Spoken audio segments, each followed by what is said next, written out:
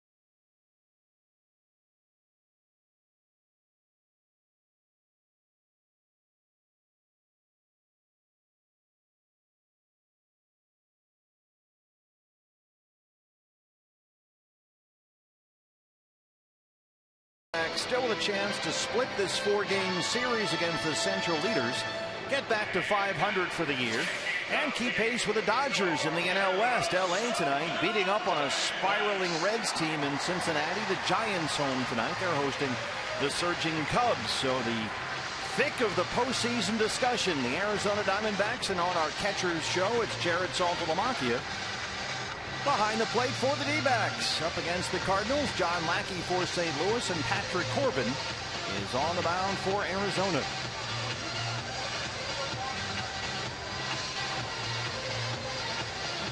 It's a little bit of the view you get from behind the plate, looking up at everything on the field.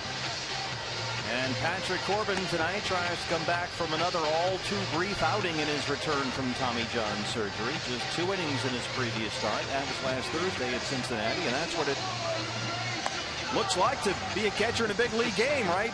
Take you right there in. Here are the numbers on Patrick to start against the Reds last week. Second time in his last 4 outings he'd gone 2 innings or fewer. All part of the process the Diamondbacks have told us along the road to full recovery from Tommy John surgery. Yeah, a couple of real stinkers. One against the Washington Nationals when he only went an inning and a third, gave up 6 hits and 3 runs in that ball game. And then back-to-back real solid outings, including that really good one down in Atlanta before laying an egg against the Reds last time out. 2 innings, 8 hits, 4 runs.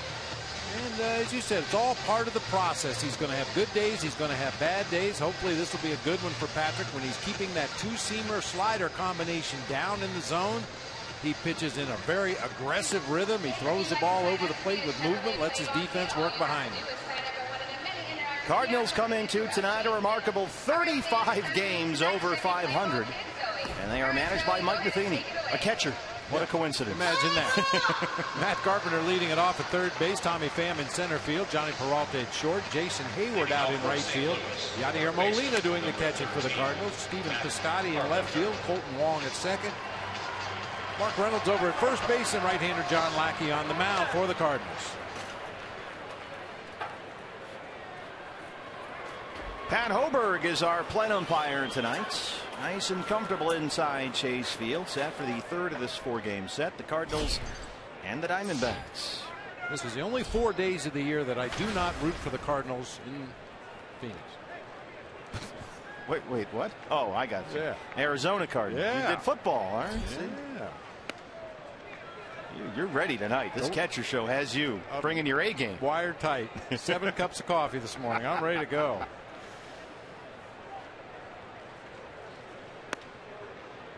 Corbin behind on Carpenter, 2-0. Matt Carpenter, 259 and 19 home runs.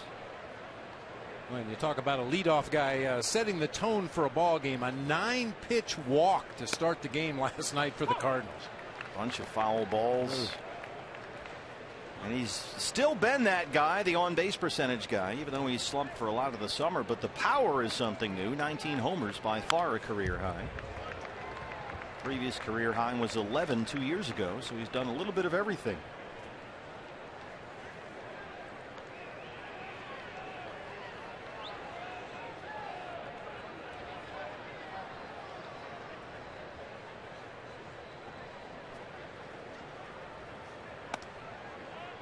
Well, Matt Carpenter at it again. He's worked the count full on the first at bat of the ball game.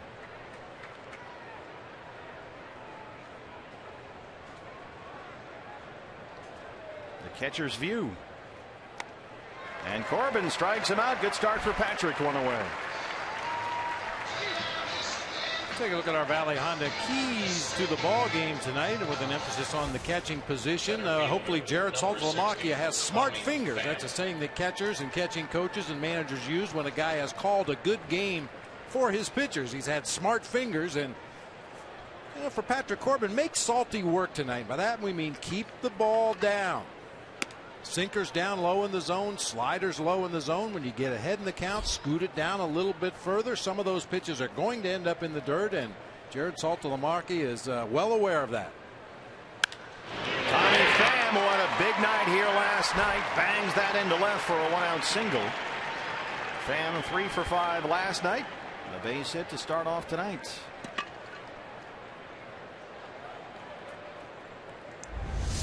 Shortstop number 27. Boy, and he has just been barreling up the ball every at bat. He's hitting the ball hard, line drives. We mentioned it last night. Only a couple of players in the major leagues hit the ball harder than Tommy Pham as far as exit velocity off the bat. Here's the shortstop, Johnny Peralta, 286 and 16 home runs.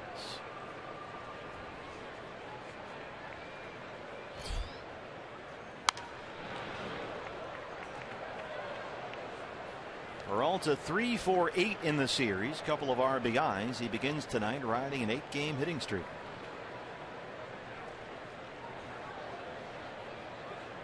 Joe Garagiola Sr. will join us in the booth tonight, in the Joe Garagiola broadcast booth there with Gonzo. Great to have Joe G back in the ballpark. Can't have a catcher show without the catcher.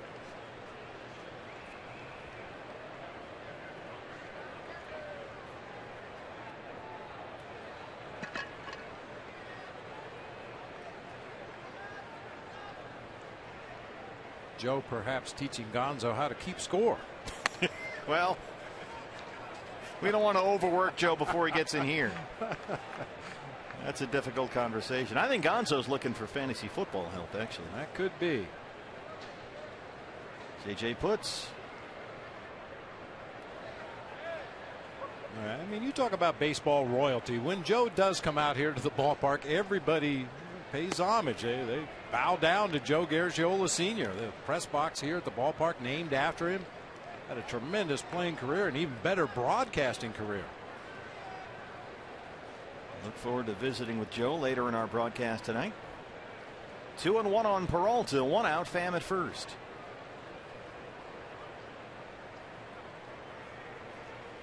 In the air to left, Peralta. To Peralta for the second out.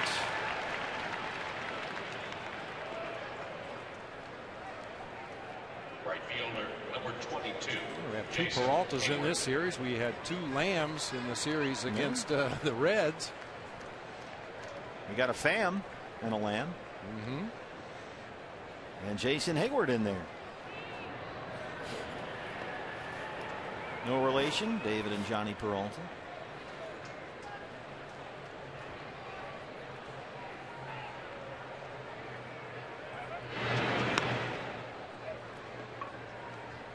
Big Jason Hayward, 290, 11 homers. A pair of singles in the series. He's also got 2 RBIs. He's scored 3 times.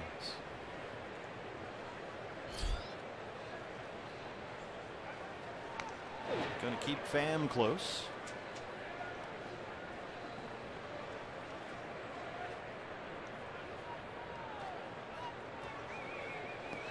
Well, Jason Hayward has had an outstanding second half to the year. He's really dug himself out of that deep hole he was in earlier this season, his first year in St. Louis. And he's handling left-hand pitching this year, 292 versus lefties. Although he's got just 1 of his 11 home runs this year against a left-hand pitcher.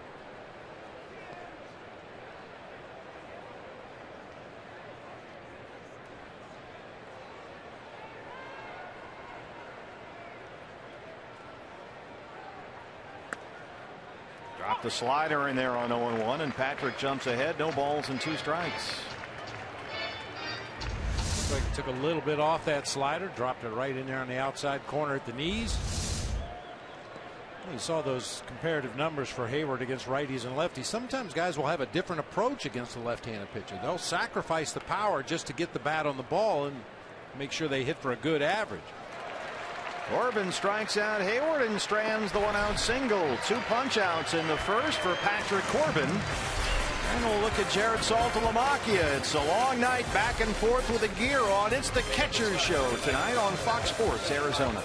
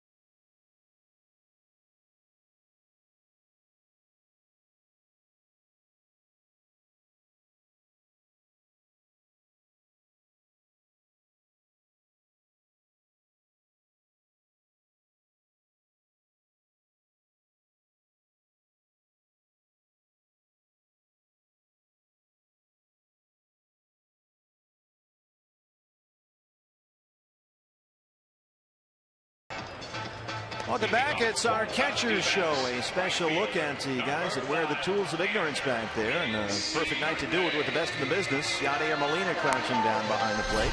And we've got another. We're surrounded by catchers. Kelly Stinnett's down there. Grinder's got a big seat for tonight's ball game. Kelly, how are you? Hey, doing great, guys. How you guys doing? We're doing terrific. What's the angle down there? What are you looking at when you watch Yadier Molina behind the plate? Oh, just how quiet he is. I mean, it's just he lets that ball travel. He catches it deep. That's why he throws the ball, in my opinion, so well, because he lets the ball work for itself, and then shoot, having a cannon like he does, it's easy. Well, you would know, Kelly. You had a cannon behind the arm, or for an arm behind the plate as well. Those of us who didn't have that strong throwing arm are always envious of guys that could let that ball get deep and do all the right fundamental things and still throw guys out. Some of us had to cheat a little bit. Well, I credit Glenn Sherlock a little bit. He worked hard when I was here, and he made me a really good catcher. Molina tonight catching the veteran right-hander. It's John Lackey, who at 36 years old is having one of the best seasons of his 13-year career, a 2.99 ERA. And that is top 15 in the league. The ERA and WHIP right now, in fact, career best for Lackey. He's allowed 2 or fewer runs in 11 of his last 13 starts. He has really been good. 2-1 on Ender Inciarte, who leads it off for the Diamondbacks. Ender 293 and 4 homers. Carpenter in on the grass at third. Ender slaps it the other way for a base hit. Now, Kelly, for you, how does the game change right now? You know you got a pesky base runner out there. You've got a very good hitter up at A.J. Pollock. If you're Molina back there, what are you thinking right now? Well, a guy like Molina, I mean, he's going to call his game. Our #1 job is try to get the hitter out. Hopefully we can get, you know, a ground ball to short or second the first 2 pitches. No one have to worry about him running. So you're calling for something you think he'll get a ground ball here first couple of pitches of the AB, and sure enough, there it is. Peralta, wrong, and they roll the double play. Well, Kelly, you called it. Well, wrong team, though. Who says catchers are so dumb? Wait, what? Nobody I know ever said that. At least not twice. This is John Lackey's calling card. That heavy sinking fastball, a hard slider against the lefty. He'll occasionally mix in a curve and a changeup, but he's going to rely on a sinker slider combination. Throw that 4-seamer up in the zone in the low 90s. He's been doing it the same way for a long time. Paul Goldschmidt.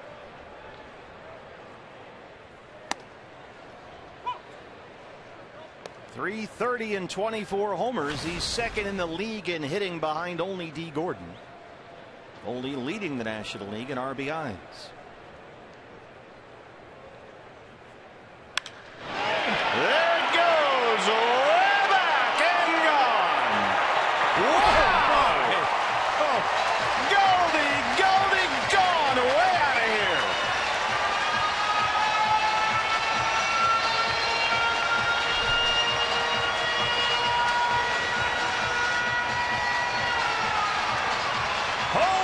How did he hit that far? Man. That's his 8th first inning home run this season. An elevated sinker that didn't sink. Oh my goodness. That's one of the longest home runs we've seen in this ballpark this year. Oh. There's that Goldie sound. And Goldie doing Goldie things. Strike 1 to David Peralta. That was a titanic blow. Holy cow. 37 for 122 in the first inning of ballgame. Peralta drives it into right. Diamondbacks' 3rd hit so far. Preliminary measure of the Goldie homer, 471 feet. 471 on the Goldie homer. 107 miles an hour off the bat, is 25th of the year. That one left a vapor trail. Man. We've been talking on that last road trip about Goldie had gone through a spell there where he wasn't squaring the ball up. He wasn't hitting those line drives. We weren't hearing that crisp sound off the bat. He can change all that with one swing. Aaron Hill.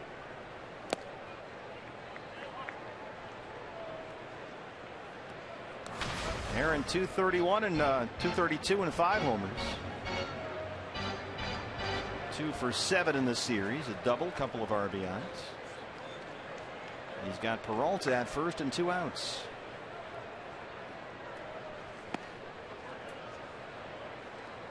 I don't know about Chip Hale, but if I was managing against John Lackey, I would be rooting for a cardinal error early in the ballgame.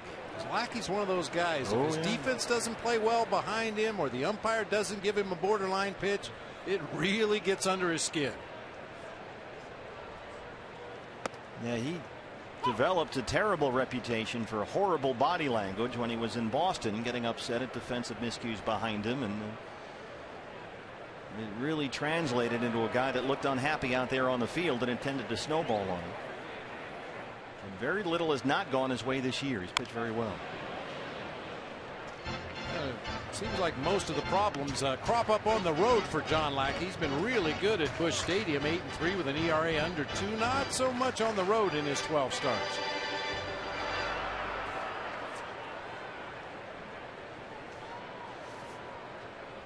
Two and two.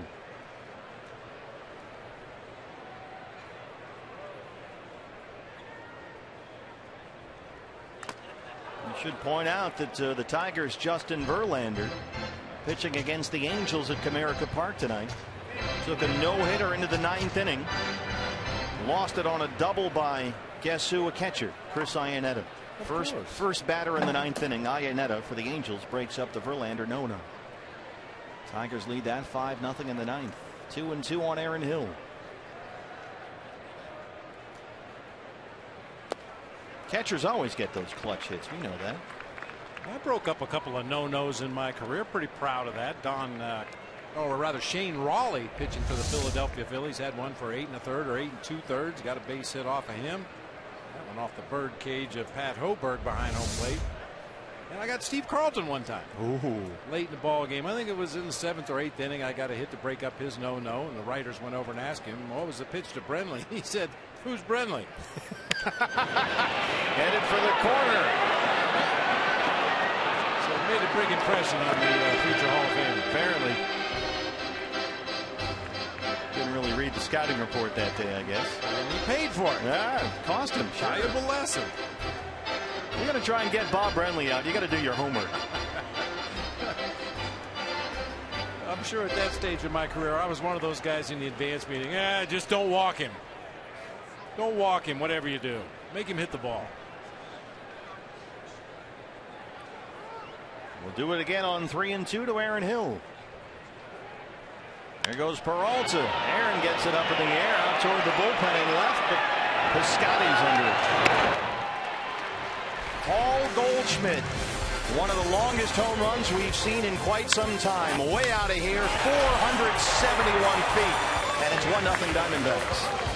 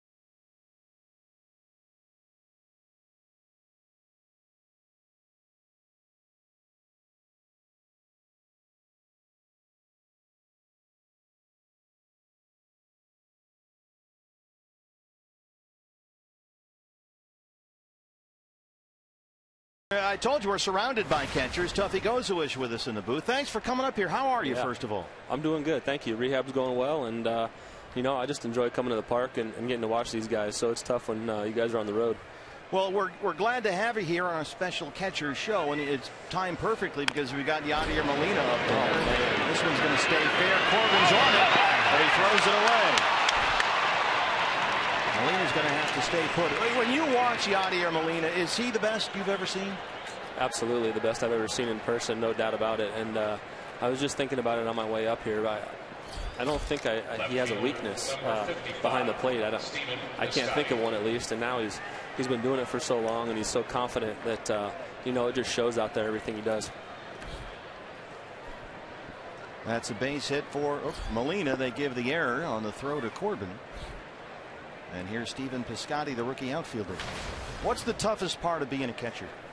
I think handling the pitching staff. I think you gotta know every pitcher inside and out, and what they bring to the table. And speaking of that, without throwing anybody underneath the bus, but every staff has a pitcher or two who's a little tougher to catch than the other guys. Maybe their ball moves late, or maybe it doesn't always consistently do the same thing. Who are the toughest guys to catch? You know, on our staff, we don't have too many guys that are really that tough. I think that, you know, Ruby De La Rosa has some very good movement on his pitches, and so he's pretty tough. In the past, you know, Trevor Cahill, he's been tough to catch, you know, just because he has a lot of movement and action on his ball. What are those conversations like, Tuffy? I mean, we see them so often. I know there's never one thing, but we always see dialogue between the players in the dugout during the ball game. Yeah, usually in the dugout we're talking a lot about the game plan and what we've been doing to hitters, you know, possibly what we did in the past, and what we can improve on in the future, and just continually going over the game plan and the scouting report that the pitching coach and you know, the other coaches have put together for us. What about the way that the position here this year, given your injury and your status and the way that they had to follow up, what about the way the catching position has evolved this year with the Diamondbacks and all the changes?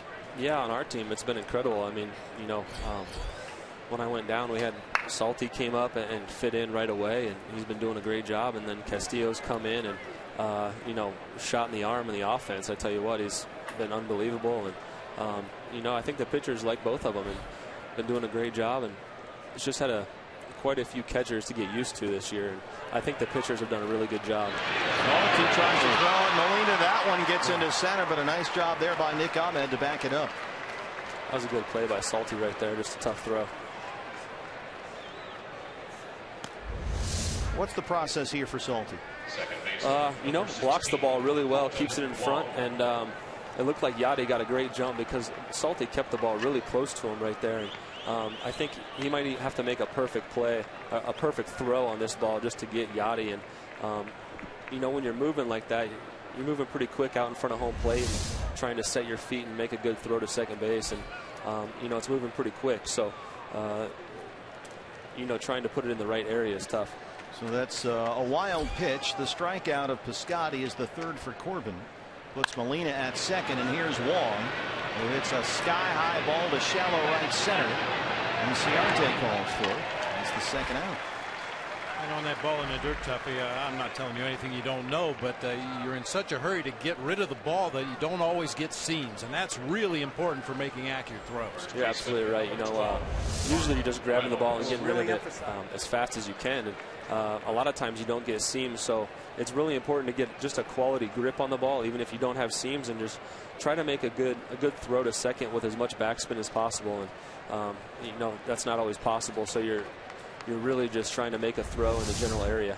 You're doing things like that almost every day since really beginning of February all the way through the end of September. How grueling physically is it actually? It can be pretty tough, I tell you what. You know, just on the legs, and mostly on the legs and the back, and physically that's the hardest part for me, I think. But the biggest thing is mentally, and you're really to come to the park every single day and be locked in for the game and for 9 innings, and you know, 9 innings plus. Sometimes you're playing extra, you're catching 13, 14 innings. I think mentally to be able to come to the park every day and focus is the hardest part. Because you can never just worry about yourself, right? If you're the third baseman, let's say, you're worried about yourself or the opposing pitcher, and that's it. But you must have a lot of stuff rattling around up there in that head.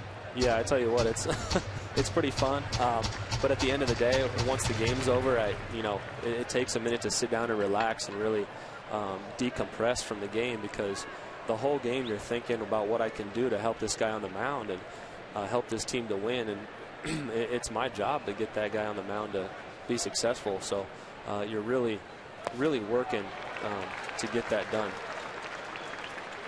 Well, the one good thing, Tuffy, is, and I can speak from experience on this, if you take an 0 for 4 at the plate, but you call a good game for your pitcher and throw out the runners you're supposed to and block the balls in the dirt you're supposed to, you can go home and feel like you contributed to a win, even though you didn't get any hits.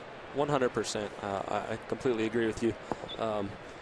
If I call a shutout, you know, that's a much more fulfilling for me than getting a couple of hits, and just doing a great job, like that ball right there by Salty, just keeping that in front You know, keeping that guy at second base, you think it might not be a big deal because there's 2 outs and he's already in scoring position, but that ball gets by Salty, and now we got, you know, a guy on third, and an infield hit scores him, or, you know, another ball in the dirt might score him, something, you know. So you're looking at it, that could have saved a run right there just by blocking that ball with a guy on second and 2 outs, and most of the time people don't think about that. 2-2 on the former D-back, Mark Reynolds. Molina at second. Up the middle, Nick Ahmed charges and throws him out. Can you stay with us for 3 more outs? I can stay with you for 8 more innings. Ah, beautiful. Tuffy goes away with us. Diamondbacks lead the Cardinals 1-0.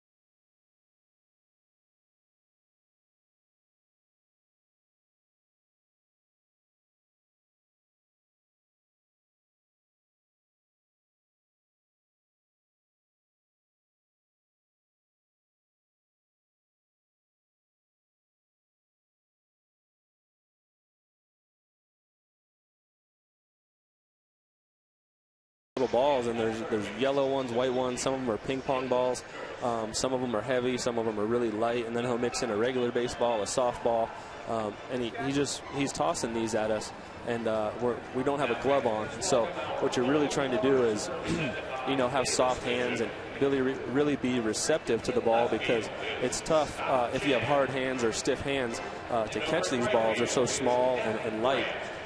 It also, you know, hand-eye coordination, and he's doing it quick. So the quickness is, you know, helps with reaction time also. Is there a reason for the yellow?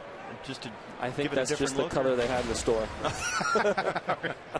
They were on a budget here. Yeah, I think they're on sale for 99 cents. Jake Lamb.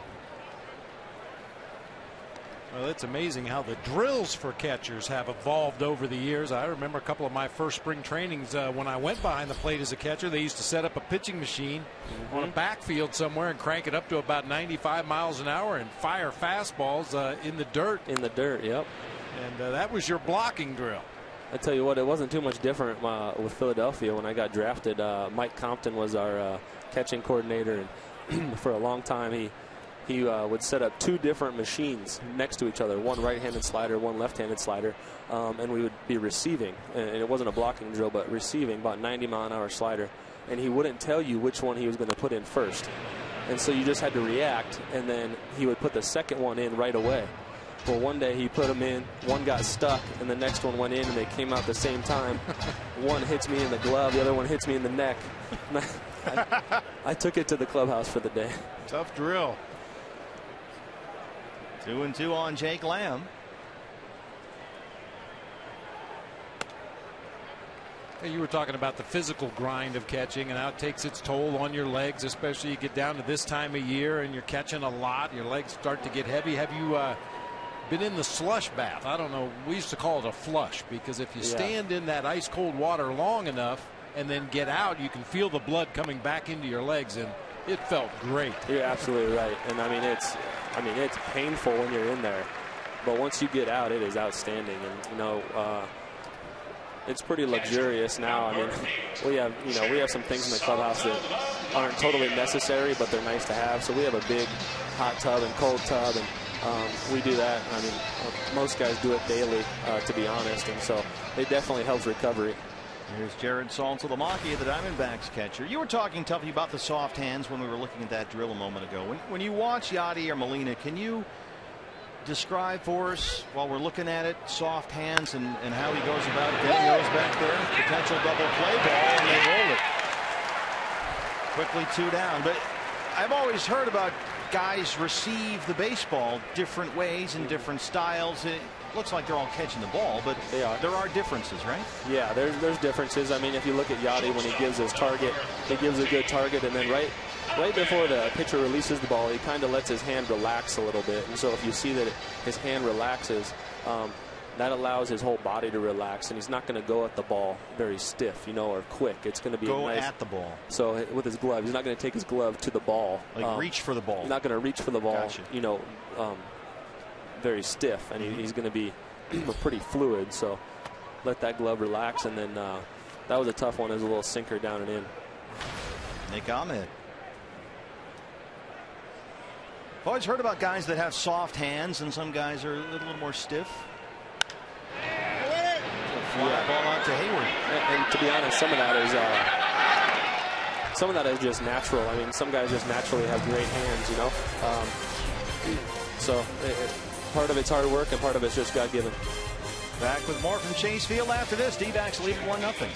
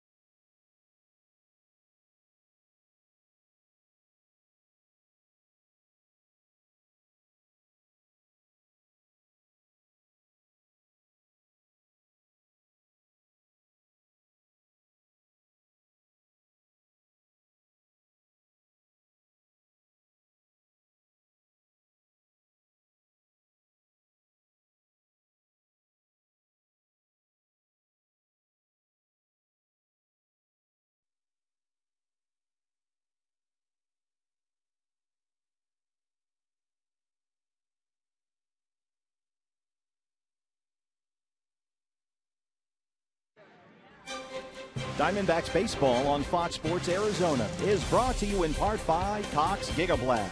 How will you live the gig life? By Lone Butte Casino. You're in for more winning moments at Lone Butte Casino. And by Jack in the Box. For a limited time, try the new Portobello Mushroom Buttery Jack with melted garlic herb butter. This is how Tuffy Gozowish views the world. Does that look familiar? It does. I haven't seen it in about 3 months, but yeah. Diamondbacks lead the Cardinals 1-0. Our special catchers show tonight on Fox Sports Arizona. Tuffy Gozowish with us in the booth as Patrick Corbin is out there to start the third against his counterpart, the Cardinals' John Lackey. Paul Goldschmidt, a long 471-foot homer, his 25th of the year, has made it 1-0 D-backs. When you're catching a guy like Corbin, Tuffy, and his Lackey bangs that into center, I imagine that going in, you're going to see a fair amount of those back foot sliders, especially to the righties, that are going to be in the dirt. Do you know you're going to be getting a little more dirty than you might on another night with Patrick out there? Absolutely right, and hopefully it's it's in a good way, because you got, you know, a back foot slider that's pretty nasty, and if it's doing what it normally does, and you're going to get some swings and misses, and he's throwing that with 2 strikes, so you're always in a good situation if you're throwing it with 2 strikes. Here's Matt Carpenter. Who was your guy growing up? Who was a catcher that you really enjoyed watching and maybe modeled your game after a little bit? Feel free to say Bob Brenly, by the way. I'm baiting him here. It was definitely Bob Brenly. There you go. Okay. Correct. Of course, then a distant second would be who? Probably, actually, you know, the manager for the Cardinals. I watched Matheny a lot because, you know, great defensive catcher, and obviously worked hard, you know, blocked the ball really well. And so just fun to watch behind the plate for a kid who enjoyed watching defensive catchers, which is probably not the norm. You know, one thing that really stood out for me about Mike Matheny was when he would go out and catch pitches between innings, you know, the 8 warm-up pitches, he would block those if they were in the dirt. He wanted his pitcher to know that nothing is going to get by at any point tonight. Yeah, I mean, it's awesome. And, you know, I met him when we were in St. Louis, and just seems like he's carried that over, that work ethic over to the dugout, you know. And looking at the guy, it looks like he wears a chest protector under his jersey. The guy's built so much. He's a big dude, isn't he? Oh, man. 1-2 on Carpenter. He's a presence in that dugout, there's no question. Absolutely. Do you believe that catchers are the best manager prospects or candidates? I would say that, you know, it seems that way, just judging by success, you know, by their teams. I think that, you know, Joe Torre, Bob Brenly, some guys that have won some World Series, and they were catchers. So that's 4 strikeouts for Corbin. Oh, yeah, I mean, you're so involved in the minutia and the mental part of the game. I guess it just carries over. I think the biggest part of about that helps being a catcher become a manager is you have to look at the game from every player's aspect. You know, you can't just focus on, okay, I got to catch a ground ball right here and throw it to first. I have to basically know where everybody's going to be on each play, and what the idea is to get the opponent out. And so, you know, if we got a guy playing over in the hole or something, and there's probably times when I don't want to go to a certain pitch just because of the way we're playing a guy. Tommy Pham. He's had a great series so far. Base hit his first time up. You know, Tuffy, I've always said that everything a catcher does lends itself well to being a manager. I mean, you have to know the personalities of every pitcher on your staff, what makes them tick, not only their stuff, but what makes them tick out there on the mound, what you can do to get the best out of them. You have to know how to schmooze the umpires a little bit. Yep. You've got to know the rule book better than the rest of your teammates. And, you know, all those things certainly are prerequisites for being a good manager. Not to mention the patience that you have to deal with the pitching staff. It doesn't always go according to plan, you're trying to say? Not so much. 2-1. Are you a good schmoozer? What about the relationship with the catcher and the umpire? I mean, nobody works closer in any sport, it would seem, than the catcher and the plate umpire. No, you know, I don't know if I would say I'm a schmoozer. I would say that I try to be respectful, and if I'm going to argue a call, I try to, you know, start in a polite way, and if the umpire gets aggressive, then I might get aggressive back. But usually if you're respectful to them, then they're the same back to you. And, you know, you just have a conversation about it. I think the problem comes is when you know, initiate the aggressiveness towards the umpire. Gotcha. I guess some guys have shorter fuses than others, too. They probably give you more leeway. Absolutely. I can't name names, but there are a few. This is not a tell-all show, so your secret's safe for this. All right, good. First walk issued by Patrick Corbin. He's got 4 strikeouts, but 2 on, 1 out now for Johnny Peralta. So let's pretend you're back there here, Tuffy. You've got a situation here trying to protect the 1-0 lead. 2 on, 1 out, and arguably their hottest hitter at the plate. What's the approach here with Corbin if you're salty? In a perfect world, I'm trying to get a double play ball right here. You know, Patrick's got a pretty good 2-seam fastball, so going down and away with a 2-seam fastball is a good place to start. You know, Johnny can really turn around a fastball in.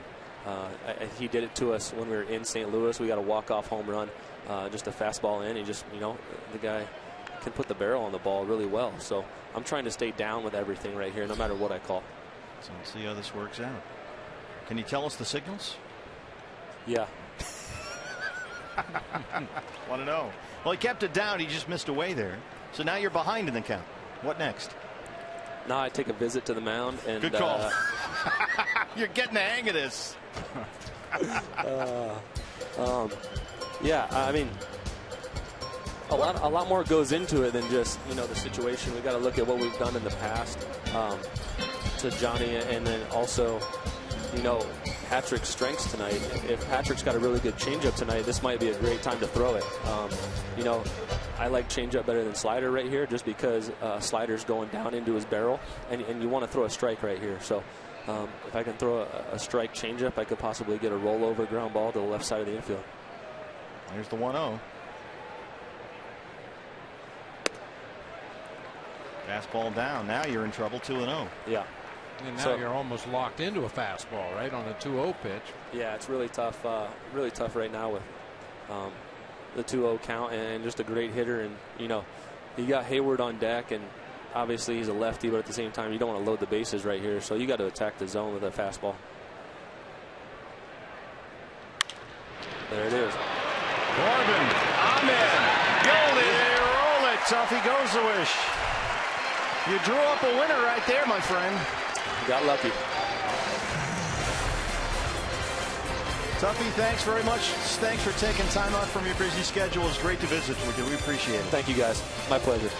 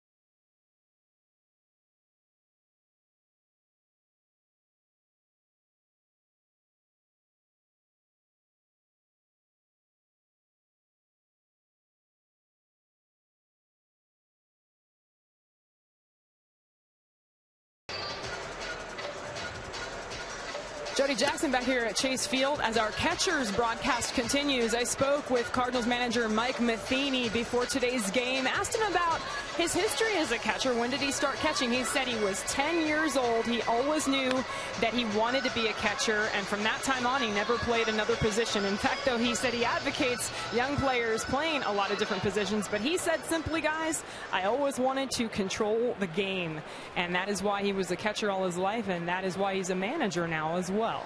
And he's been very successful at both, certainly, Jody, as Patrick Corbin leads off the Diamondback third against John Lackey. D-backs lead at 1-0 on Goldie's 25th home run of the year, a 471-foot shot to left center. And it's a rule with us, we don't have a catcher show without the catcher. And coming to you from the Joe Garagiola broadcast booth here at Chase Field is the great Joe G. It's great to have you here. Thanks for coming out. Well, I'm glad to be here. I listen to you guys every night, man. You do a great job. We learn from the best. I don't know about learning, but how you doing? How are things? Well, they're pretty good. Coming to the ballpark is great. It's a big pickup for me because this is the first game I've seen this year, and last year I didn't come at all. So I tell you, we missed you. And look at that! As soon as you get here, the pitcher gets a base hit. Got to start throwing more curveballs to pitchers. Yeah. So what's your read on the Diamondbacks, the way things are going this year? Well, I think it's a pretty good ball club, number one, to watch, which is why baseball is such a great sport to follow. And I don't think they're that far away from getting into the playoffs. I got to agree. It's been a fun season so far. It's going by too fast, Joe. It's flying by. Well, that's because you're doing a good job and you're enjoying it. It's the best job there is. You know that. Yeah. Here's Ender Inciarte. Now, I know you've watched a lot of Yadier Molina back there. What are your impressions over the course of 7 Gold Gloves? Well, the 7 Gold Glove says it all, but I tell you, catchers have brought religion back to baseball. They're all on their knees, and they throw infield flies back to the pitcher. Watch this. Big loop. Whoop. That wasn't you? No way. Mr. Rickey would have you in his office, and he would be talking to you for a week and a half. What was his objection to that? He wanted you to stand up? Well, he wanted you to fire to the pitcher with something on it. And that's got something on it. Inciarte backs up Hayward, who tracks it down. And that makes the pitcher realize that the catcher's bearing down, and he's going to bear down. The guy who does it is Tuffy does it. Oh, okay. He fires it back. Yeah, so it's like an attitude thing. It is, absolutely. Never thought of that. How about A.J. Pollock? This guy's become, Joe, one of the elite players in the game, hasn't he? Surprise. What a surprise. And that's what you need. We need one guy with one sock, you know. Swing the bat once and get one run. That'd be nice.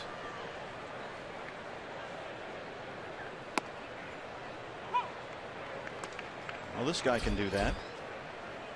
Oh, what a player. What a player. If you're saving bubblegum cards, this is one card you want to save. I tell you, he is something.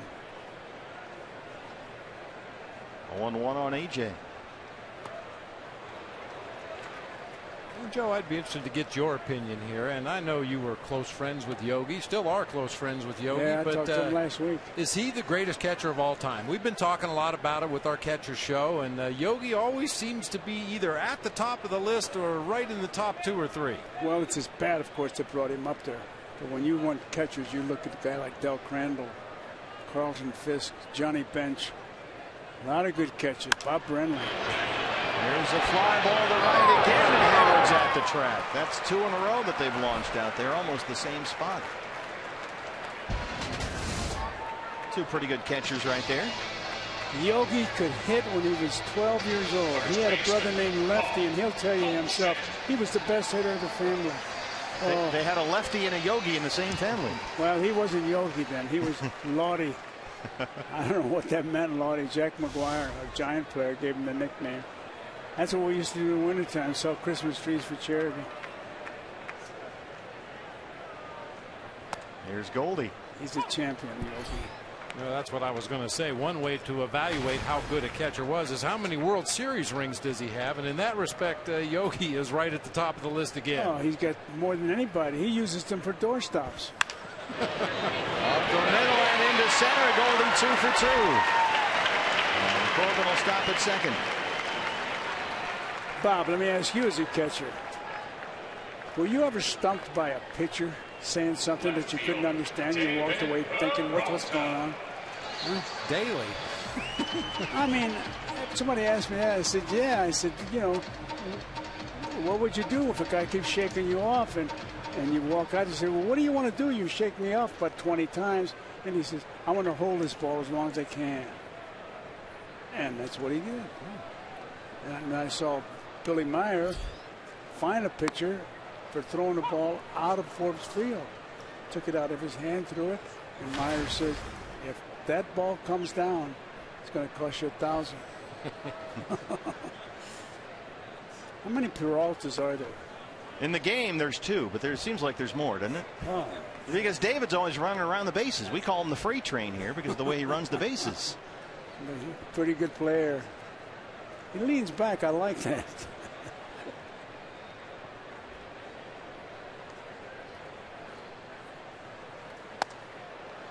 Joe, how did you initially get into catching?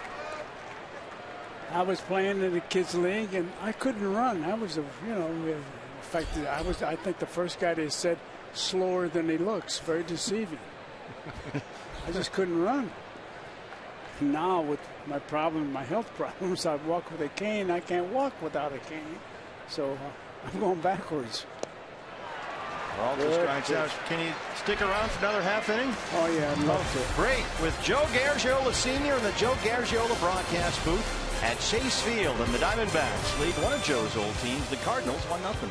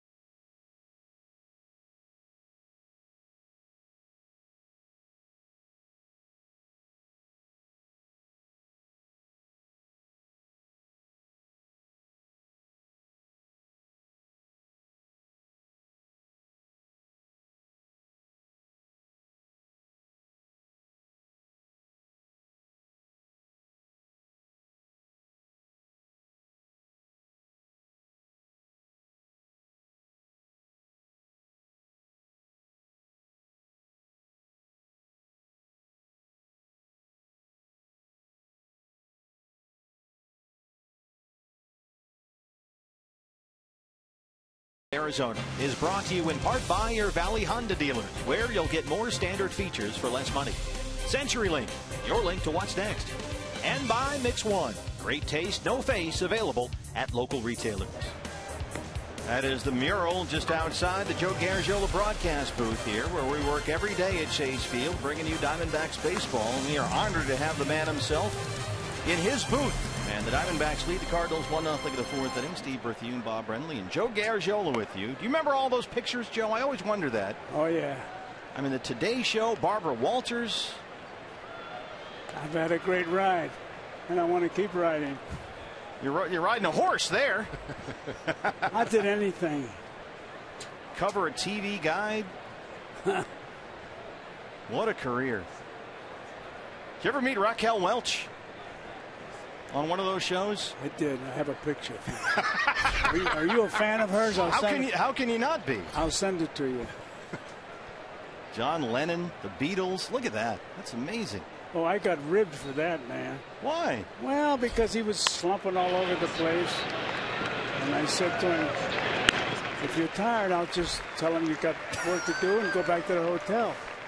And the young kid, I can't think of his name. Paul McCartney there? Yeah, him. He took charge. He straightened him out. Imagine that. You're on TV. Sit up straight. Yeah. Well, he was laying down almost.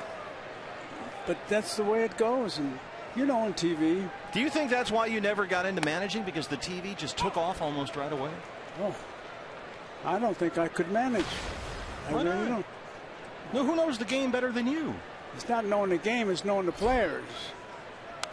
And these guys get these contracts that are, I don't know what the word would be, and they do what they want. And the manager, there's a guy next to me, Brenly, that he knows about managing. He did all right for himself. Oh, yeah. What do you think of the new guy here, Chip Hale? He's been something. He surprises me. How so? Well, when I was with the Cardinals broadcasting, I thought Ken Boyer was a great leader because he silent, strong guy and did it with the bat and the glove and what he did as a player. This is what he does. He doesn't pop off. He doesn't make ridicule of anybody. He just does his job. He handles his media, I think, exceptionally well, Chip Hale. He gets the message across, but he seems to do it in the right way. Well, he gives you a chance to ask the questions. And if he doesn't give you the answer you want, he moves over that. He would have made a good broadcaster, buddy. Well, and he holds the players accountable. I mean, there's been times this season where he's mildly criticized his own players, but only to make them realize the error of their ways and don't make that mistake again tomorrow. Well, there have been managers like that. DeRocher was a little bit like that. He'd never win the good guy award. 0-2 on Yadier Molina. Reaches out and rolls it to Ahmed at shortstop. Well, Joe, we've seen a lot of changes in the position from the time you played till the time I played, and now, I mean, just look at the masks alone, how they've changed over the years. But you know what runs me crazy, Bob? But the catchers are all on their knees. They brought religion back to baseball. And then when they throw the ball back to the pitcher, they throw infield flies, and the guy takes an extra base. Look at that. I mean, those look like underwater diving helmets, some of them. Here's Stephen Piscotty. I said they look like they've been left over from a Walmart sale.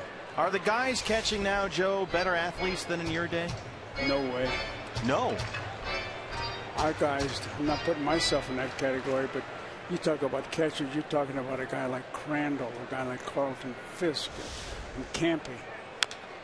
They were better athletes. Well, Campy could catch a raw egg, shell and all, and not crack it. He had soft hands, and he could hit. Three-time MVP. Del Crandall's a guy that went on to become a manager on the Milwaukee Brave. Well, I think a catcher has a better chance to be a manager because that's all he's thinking about is the game. Whereas a pitcher being made a manager, he talks about my curveball's not breaking, and I'm going to pitch inside. I got to move him back off the plate. I got to paint the black.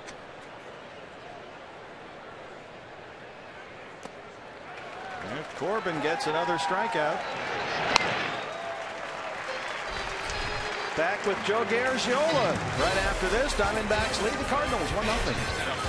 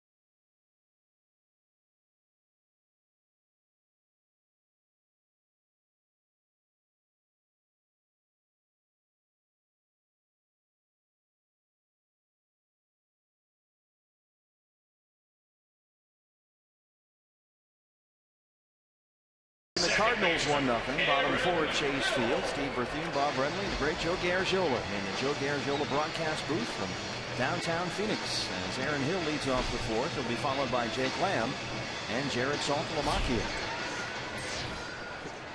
Eddie Goodell. Aaron Hill flying out his first time. Did you enjoy, you were talking about handling pitchers, Joe. Did you enjoy that part of it? The hand holding, the babysitting? You have to, because that's what you were doing. I'll tell you a story you won't believe. And Bob, I think, will verify he had similar incidents where guys think the guy on second base is stealing the signs and he's flashing them.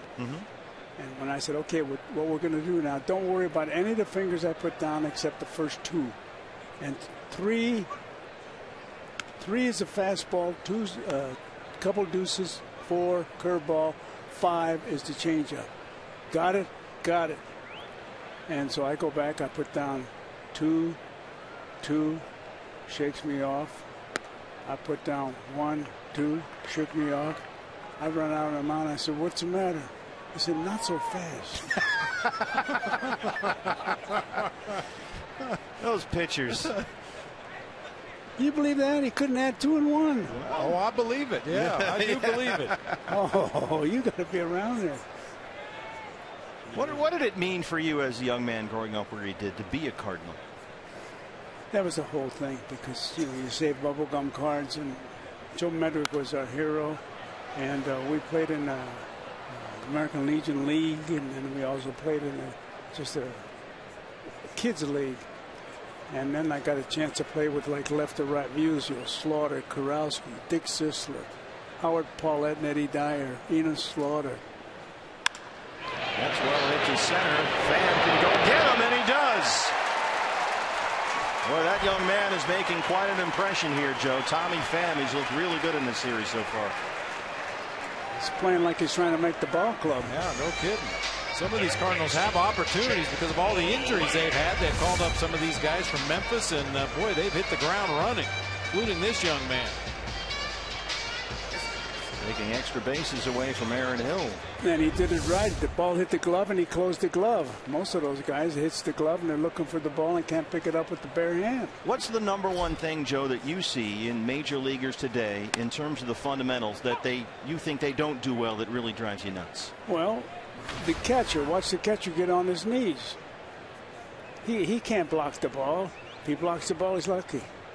He can't shift. And they worry more about getting a new ball from the umpire. They rub up about 4 dozen baseballs, and every ball that hits the ground, boom, new one. You have to be able to move. I'm sorry, Bob. You can't do it on your knees. Well, you see it a lot with nobody on base, where guys maybe aren't so concerned about blocking balls in the dirt until they get to a 2-strike count. But yeah, once a guy's on base, you've got to be ready to move in any direction. You got to be ready to drop your knees if necessary to block that pitch in the dirt. Got to be ready to come out of the crouch and throw if guys try to steal a base. You got to be a lot more athletic and agile when you got guys on base. How about that uniform, Joe? You're wearing a heavy wool uniform in that shot we just saw. It's got a zipper up the front. What was it like to play in that thing in the St. Louis heat? It was hot, it was steamy, but you were in the big leagues. It was all good. Good it was point. all gum, yeah. I tell you. And that glove, I guarantee you couldn't catch a ball one-handed with the glove you had. I should bring the one I got to the head sewed. In the 1946 World Series, Red Sox Cardinals. My glove ripped, and I took it to a shoemaker, and he sewed it up for me, and I caught with it. You had to go to a shoemaker. How about that? Well, hey, there were no. Now that's a little bit like the old ones, the donut glove with no hinge whatsoever. But you can't bend this thing, Bob. No, it's like a rock. It is. The best thing for this is get a match in a fire. Yeah, see, this is one of the old school gloves. There's no break whatsoever. It doesn't fold like the new gloves. You see here, they've got the hinge at the bottom. It's a first baseman's mitt. Yeah, right here you've got the hinge, which makes it very easy to close the ball or close the glove around the ball, which you could not do with the old glove. You had to catch two-handed. And the ball, well, yeah, and you had to put the glove when you caught. Bob, you should always say, make your body be behind the ball. And 2 hands. And I'll tell you, you protected your fingers. Jared Salt to Milwaukee on our catcher's show. Gives it a ride, and it's off the base of the wall. And Salty's in there with his 10th double. You're bringing the catchers good luck, Joe. I hope so. Driving the bus. What is that when they do that? I don't know. They're driving the bus. Where? That's a good question. It looks like Sesame Street.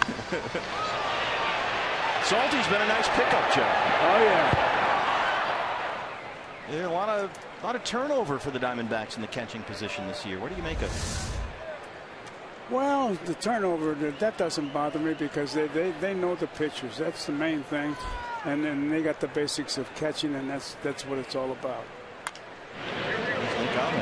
And we saw both the new catchers after Tuffy went down. Jared Saltalamacchi came up. In his first week, he was spending a lot of time in the bullpen, a lot of time getting to know the staff, and the same thing when Wellington Castillo came over. Putting in a little extra time trying to get to know those pitchers like we were talking about, which buttons to push, what's their best pitch with runners on base, what's their strikeout pitch.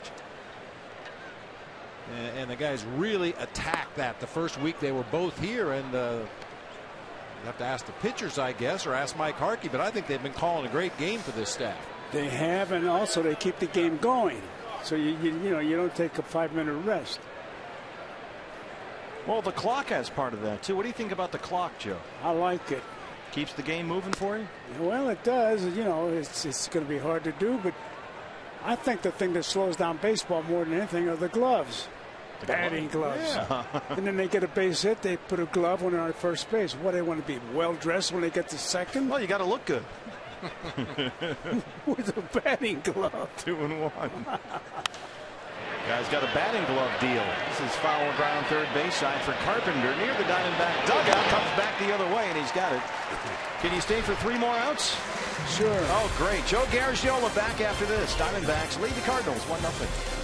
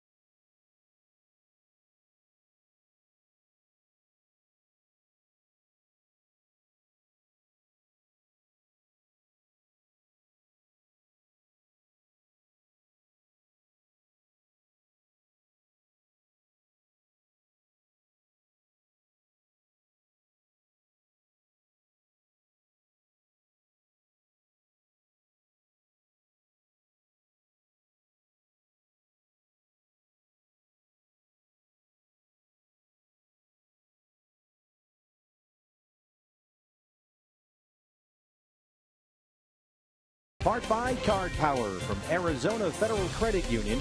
Now that's the power of us. And by Phoenix International Raceway. Join PIR on November 15th for NASCAR. Visit us at phoenixraceway.com and get your tickets now. Baseball player, broadcaster, author, Hall of Famer, the great Joe Garagiola with us in the Joe Garagiola broadcast booth from Chase Field, where the Diamondbacks lead the Cardinals 1-0. Patrick Corbin so far pictured a nice ball game. He's given up only 2 hits, both singles. He's walked 1. He's got 5 strikeouts. And Colton Wong will lead off the 5th. Steve, can I just say that the crew, yes, sir. I tell you, I used to always refer to them as the Crackerjack crew because you get it all. There's Mickey. And Thanks, Joe.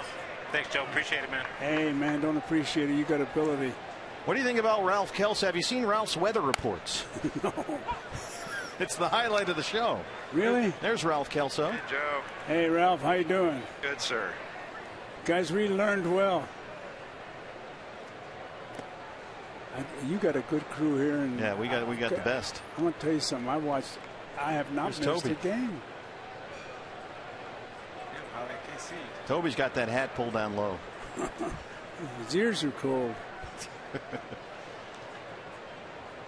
Now, you got a bad weather report from Ralph. That's why. Well, they're all bad from Ralph. I'm just kidding, Ralph. I saw a picture during the commercial of Eddie Goodell up there.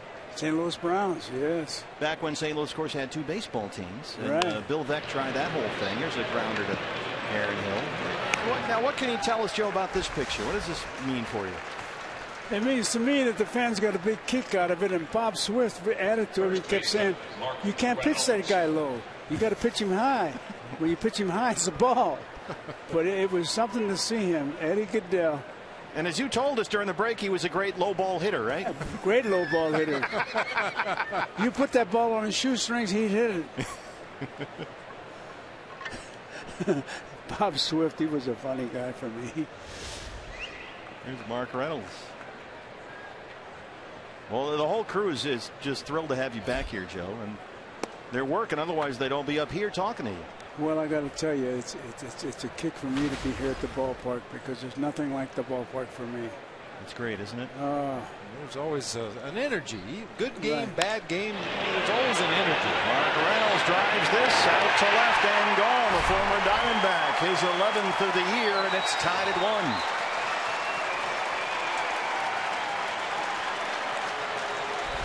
Well, Joe Patrick had really been rolling along here. Just 2 singles so far, but now it's a 1-1 ball game.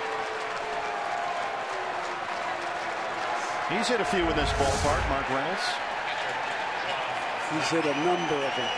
It looked like a hanging changeup out over the plate, right where Reynolds likes it. Line drive variety home run that time. 107 miles an hour off the bat. John Lackey. What do you think of all the StatCast stuff? We're giving you exit velocities and all this kind of stuff. I like that speed of the ball coming off the bat. I like that a lot. Tells you how hard the guy hit it. Right. Because before, I guess you just guessed, or it had a sound or a feel. Well, it had a sound. Because we talk about that with Goldie all the time. That Goldie sound. It just sounds different coming off his bat, doesn't it? Well, a catcher knows better than anybody. Yeah.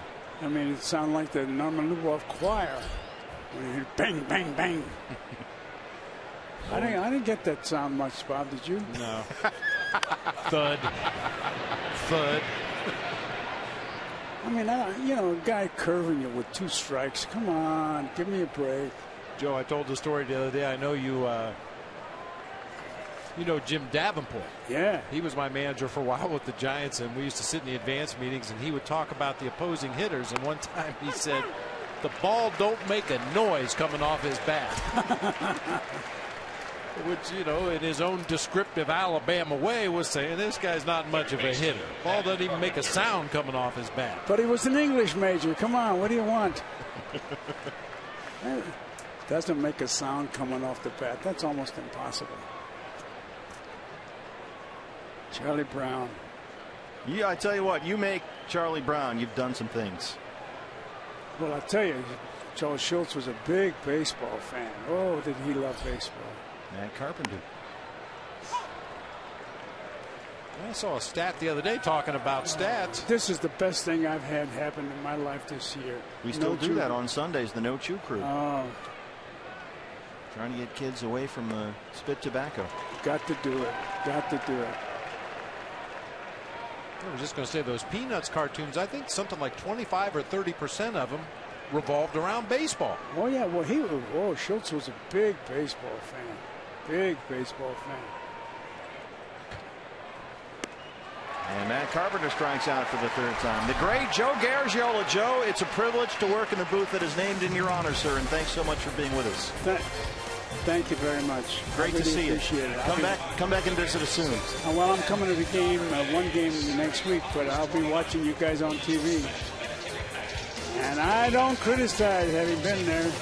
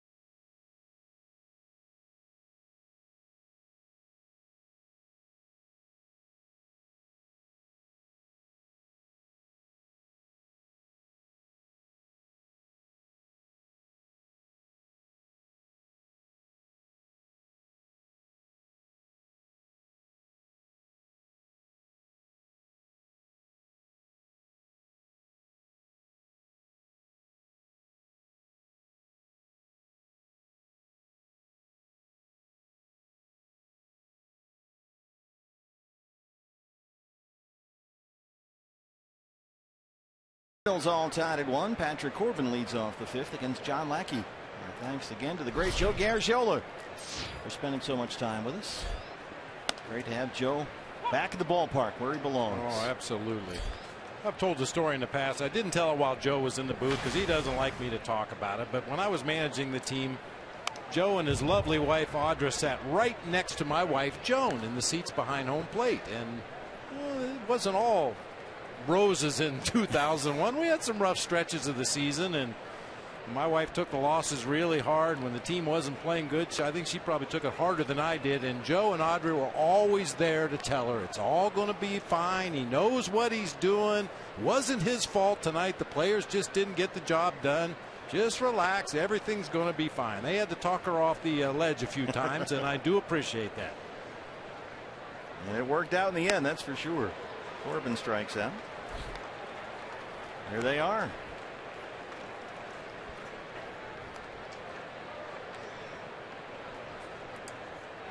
Right field. D-backs fans, anytime the Diamondbacks score 5 runs or more, Taco Bell is giving away 3 free tacos with the purchase of a large drink between 4 and 6 the following day at participating locations. Ender Inciarte, a single and a fly ball. He's 1 for 2. Ender has 3 hits in the series. He's hit safely now in 5 straight.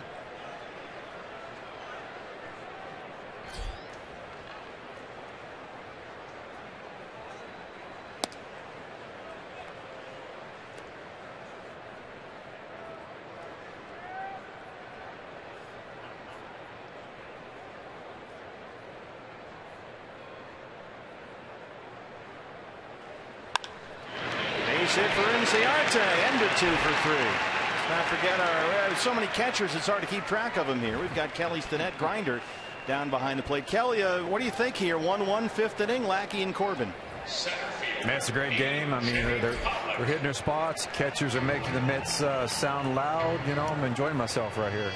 Does it sound different? What do you mean sound loud? Well, I mean, that's one thing I know is with Yachty and Salty, I mean, their gloves are really popping and nice. So that's, you know, I know pitchers love that. Yeah, pitchers don't like it when a catcher takes a new glove down to the bullpen. I want to try to break this glove in a little bit, you know, for your side session. And the pitchers don't like that. They want an older glove that the ball really pops into that pocket. They want to sound like they're throwing fast, and in a new glove, a lot of times it's a dull thud. Or it could be the pitcher. Yeah, that too. A.J. Pollock. Here's the glove of Yadier Molina, the gold glove with that gold emblem on it. He's won 7 straight.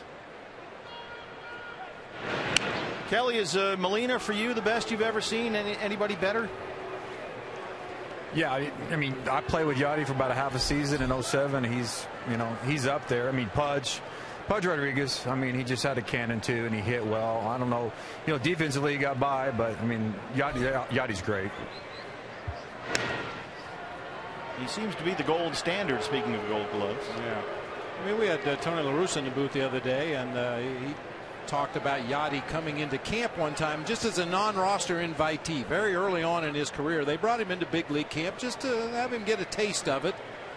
And Mike Matheny was the incumbent catcher at that time for the Cardinals, and Mike tells a great story. He went home after that first day and told his wife, "I just met the guy that's going to take my job."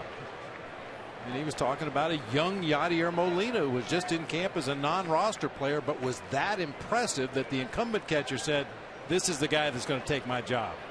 Well, you sat down with Yachty. He's not a guy that does a lot of media. What kind of a vibe did you get?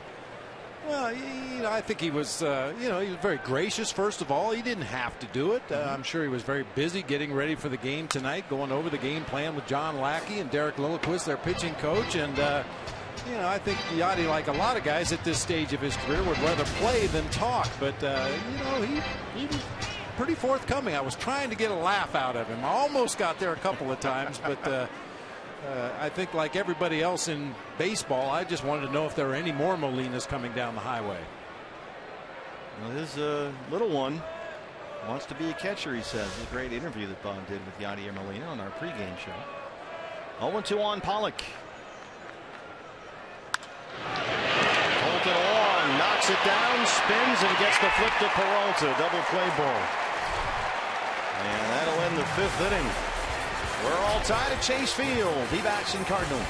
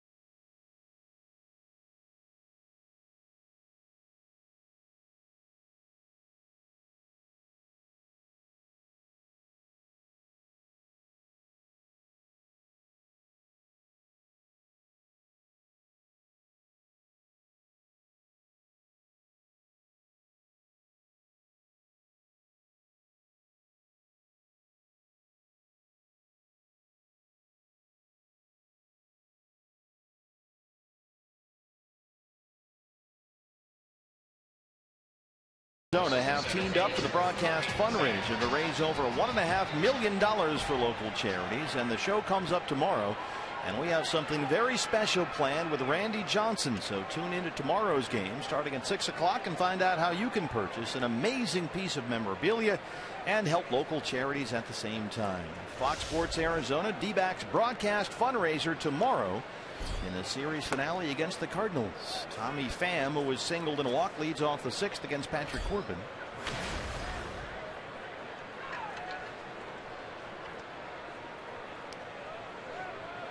Tommy Pham 3 for 5 last night, a single and a walk tonight. He scored 4 runs in the series. Really has impressed. Made a beautiful diving catch in the right center field gap earlier tonight.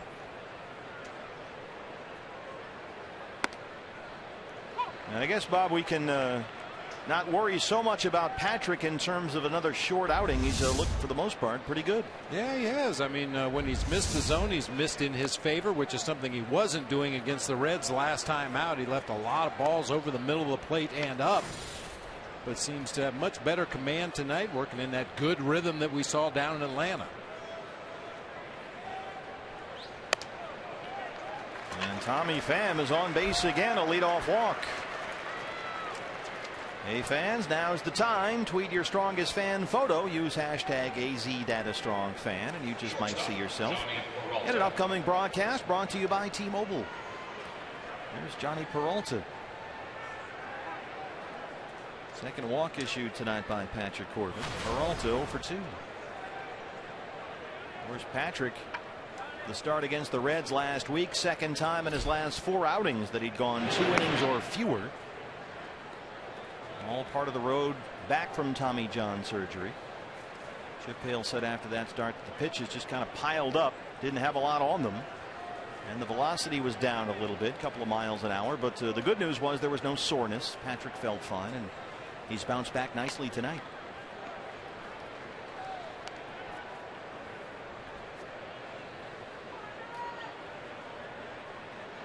You know, partner, we come out here to the ballpark every night, never knowing quite what you're going to see, but always hoping to see something you've never seen before. Well, we've seen something tonight that's only happened once before in his career, and that's A.J. Pollock grounding into 2 double plays in the same game. He also hit a foul ball into the radio booth just to our right, which Joe Garagiola caught. How about that? Well, there's only one athlete over there. Well, yeah, that's true. You mean Leo, right? No. Didn't think so. Yeah, AJ's been baseball's best hitter this month. 0 for 3. He's hit into 2 double plays. Well, that's the bad news. The good news is he hit both of them right on the button. Very hard hit ground balls, and that's usually how you start a double play, with a hard hit ground ball. 1-0 on Johnny Peralta. Tommy Pham, the runner at first. Chase the high heat, 1-1. This is AJ after the last double play ball he hit. He's not used to that. Certainly not 2 in one game. And the helmet slowed him down. Bad helmet.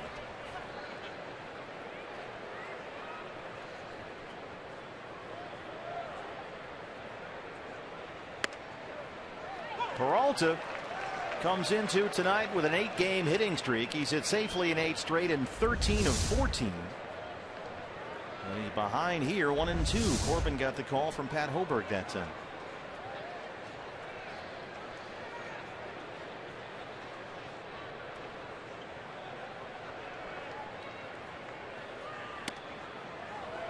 Ooh, tried to get him down and in, but missed. 2-2.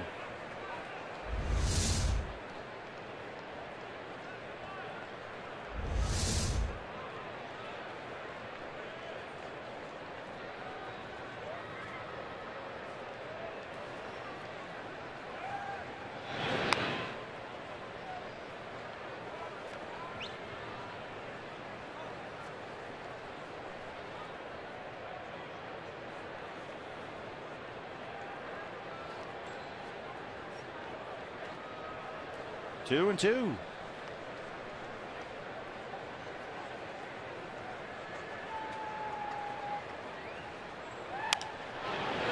Popped him up.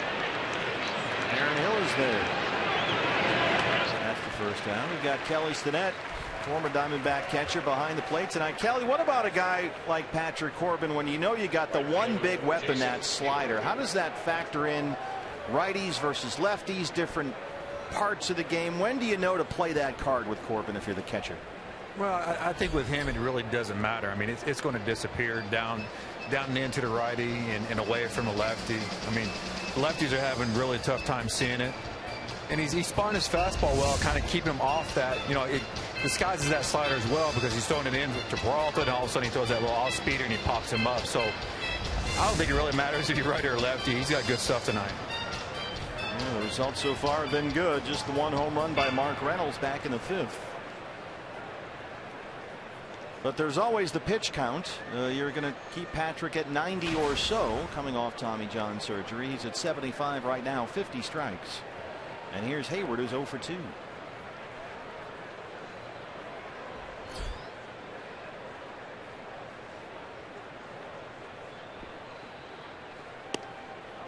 By the way, Bob, I know you requested that Diamondback fans send you the catching photos of their catching positions. We showed that great photo of you last night, kind of, you know, as a model. Mm-hmm. I wonder, do we still have that? Let's ask the guys in the truck if we have that photo of Bob. I want to start there and then see if we have anybody that really picked it up, and take a minute and get that photo up here as we watch Jason Hayward, because that really was the benchmark. I know you hate me now for doing that, but it was a great photo. I mean, this is tremendous. It took the better part of an afternoon to get that pose. That very pose was exactly what the photographer was looking for. It just screams catcher, though. It encompasses everything you want. Hayward hits a fly ball out to Pollock in center. And at first, and he's going to tag up and hold halfway. So given that model, let's see what the Diamondback fans came up with here. Oh, nice. There you go. Very nice. That's the fake mustache would have been good. Other than that, fantastic. Catcher shot, blocking the ball in the dirt. Joe G.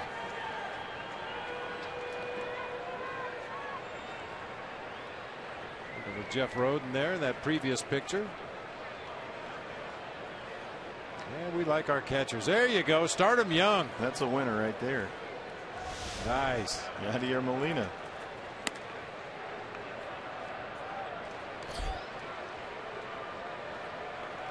I would think you would have that photo in your house as you walk in, you know, like life size, right in the hallway there. Not your style. No. Some guys like to build a shrine to themselves in their own house. I couldn't look at that picture every day. Yeah, they call it the dig me room, right? Yeah, you got all your stuff. Hey, come in here and dig me. Look at all my stuff. All your space all taken up with guitars. Yeah. So there's no room for big pictures. Diamondback bullpen still quiet right now, but the phone is ringing down there with Corbin at 80 pitches. 1-1 on Molina, 2 outs.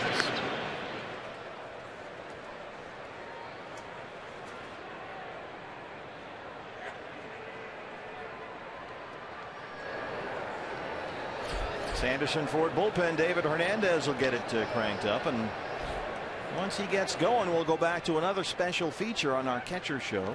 We have a live GoPro camera on our bullpen catcher, Mark Reed. Reeder is wearing the camera for us tonight, so we'll give you a live look literally from his point of view about how it looks and feels and sounds to warm up a pitcher down in that bullpen. I think we have to send somebody down there, tell Reeder, don't forget to turn it on. Technology don't work if it's off. And keep your head still. I was watching it a little bit earlier when we were kind of getting the kinks out to make sure it was doing what it was supposed to do, and Reeder was looking from left to right and back and forth. I was getting seasick. Just look straight ahead, please, Reeder. 2-1. In the air, right center. Inciarte. AJ Pollock comes over, and he's got it. Here's what's next, brought to you by CenturyLink. Goldie 2 for 2 so far. He'll lead off the Diamondbacks' 6th in a 1-1 ball game.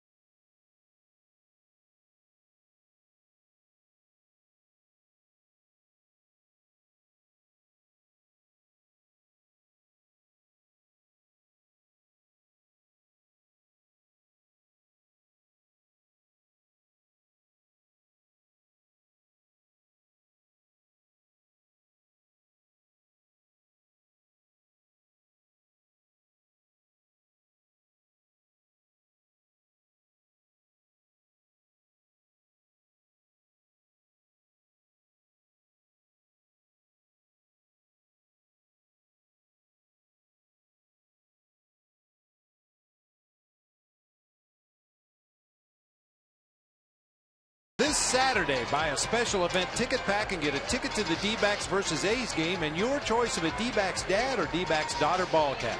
Buy online at dbacks.com/events.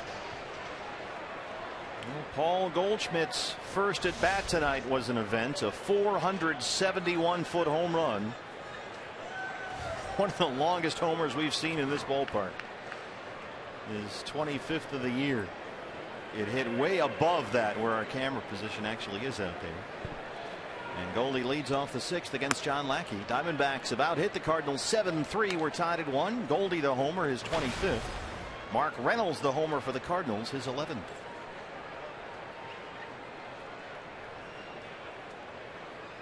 We talked a lot about Goldie and AJ Pollock, the D-back dynamic duo all season long, but against St. Louis this season, Goldie's homer was the first hit and first RBI that either he or AJ have had versus the Cardinals this year. So they finally broke that trend. And you have to believe when the Cardinals go over their advance meeting and look at this Diamondbacks roster of offensive players, if you have to pick two guys, you're going to tell yourself we're not going to let those two guys beat us. It would certainly be Goldie and A.J. Pollock.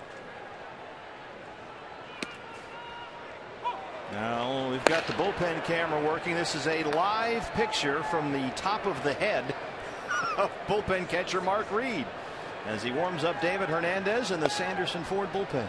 That is a live shot. You're right. I'm a little woozy. Reader, you're killing me. The bullpen cam brought to you by Dramamine. Here it is. That's pretty cool. Yeah, when he gets locked in on the pitcher and holds his vision in that one particular spot, it's a great look. Well, Reader's a big golfer. You think he would know to keep his head still. Keep your head still. Another one of the many tricks up our sleeve here tonight on our special catcher show. David Peralta has singled and struck out, 1 for 2. Right back up the middle, but Peralta's standing right there to throw out Peralta. Really not a shift that time, more of a shade by the Cardinals. Peralta just about behind the second base bag, and David Peralta hit it right to him.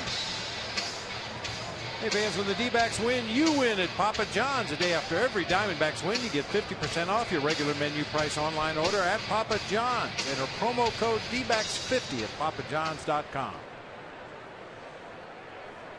Aaron Hill 0 for 2 last time up. He hit a rocket to the gap in right center, on which Tommy Pham, the center fielder, made a beautiful diving catch to take an extra base hit away from there.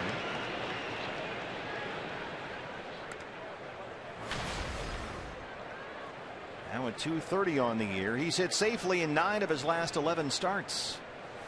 And they're at second base tonight. Chris Owings has the night off.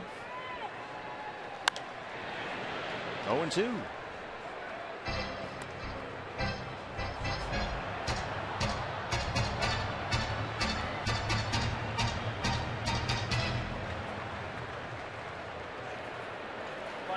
Patrick Corbin so far 6 innings. He's given up only 3 hits, 2 walks, 7 strikeouts. He's looked good.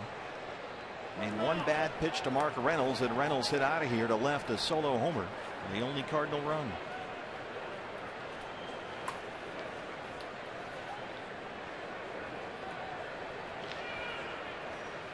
One-two pitch. Peralta at shortstop one more time. And just do get Aaron Hill. Catcher cam. Uh-oh. Reader, you're killing me. Just look straight ahead.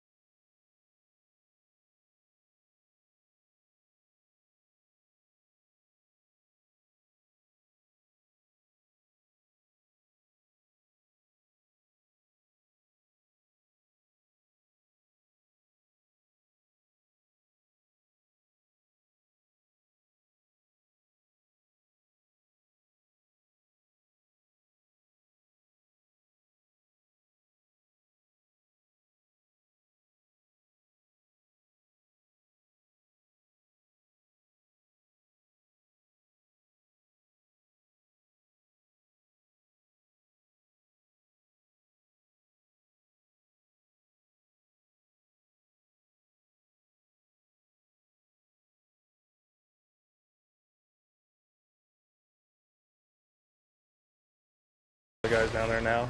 We've had a little shuffle here and there with some of the guys that we brought in and out, and up and down from AAA and things like that. But I pretty much got all their routines down now, and just go off of really what they need to do to get ready to go in and get the job done. Night in and night out, Mark Reed needs to know exactly what the guys in the bullpen need to do to get ready, and in a hurry. That's one of the other things that Reeder talked a little bit more about, is just some guys take a little longer to warm up. Some guys can do it in a hurry, but mainly he just has to make sure that they are ready to head out onto that mound. And we want to thank Mark Reed again for wearing our catcher cam in the Sanderson Ford bullpen. New pitcher for the Diamondbacks, David Hernandez, on in relief of Patrick Corbin. Patrick went 6 innings, gave up 1 run, just 3 hits. He walked 2 and struck out 7. Yeah, occasionally you'll get that call to the bullpen and say, get him up in a hurry, get him ready as fast as you possibly can. That's when, as a bullpen catcher, you're really tested. As soon as that ball hits your mitt, you've got to get it back to that pitcher as fast as you possibly can. The Diamondbacks saw that actually in the first inning last night when Robbie Ray struggled and they had to get Randall Delgado up and throw. Piscotty a leadoff single in the 7th. And not so easy to do in this ballpark, and I've talked about it in the past, at some of the ballparks where the bullpens are actually on the field of play in foul territory, I always used to keep an extra ball in my back pocket. And if the call came down, get him ready in a hurry, we'd get the pitcher throwing, and at some point when none of the umpires were looking toward the bullpen, I'd throw a ball out on the right field warning track.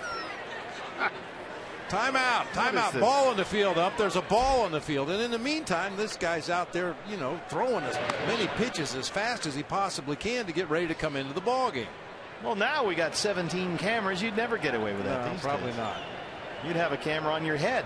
Yeah, the opposing manager would want to review the play. Colton Wong, 0 for 2. I'll tell you where you see that a lot, and we're going to be going there on the next road trip. When you go to Wrigley Field, the way the bullpens are there at Wrigley, just past the first and third base bag in foul territory, every so often a ball will come whistling all the way down the first or third base line behind home plate. You have to stop the game momentarily. Ball got out of the bullpen, especially when Carlos Marmol was warming up. You mean it didn't happen by accident? Carlos Villanueva warming up in the Cardinal bullpen.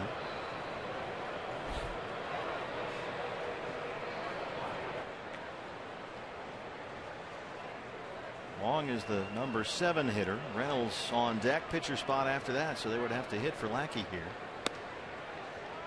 if the inning keeps going as such. And Hernandez is behind 2-0. Make it 3-0.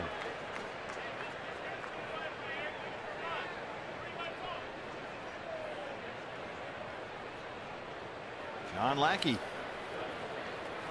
another victim of poor run support. He's been the bad run support guy. Every rotation has one, and for the Cardinals it's Lackey.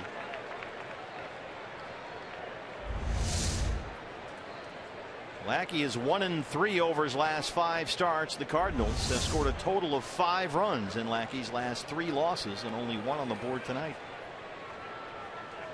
3-1 to Colton Wong. Ooh. Big cut, and it's full 3-2.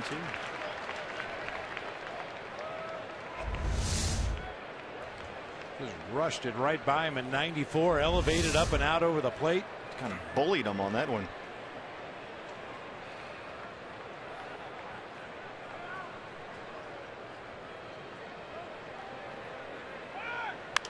Scotty running on the pitch. That's in the seats and out of play.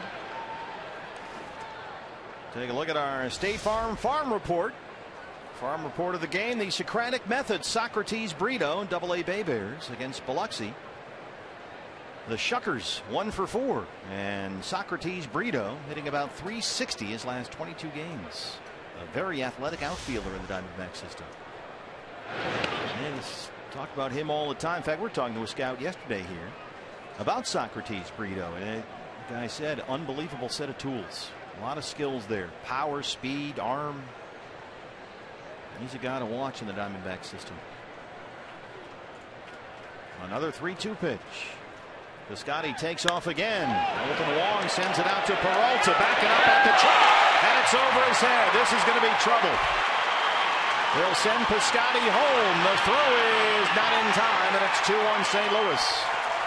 It carried over the head of David Peralta in the left field corner, and the Cardinals take the lead.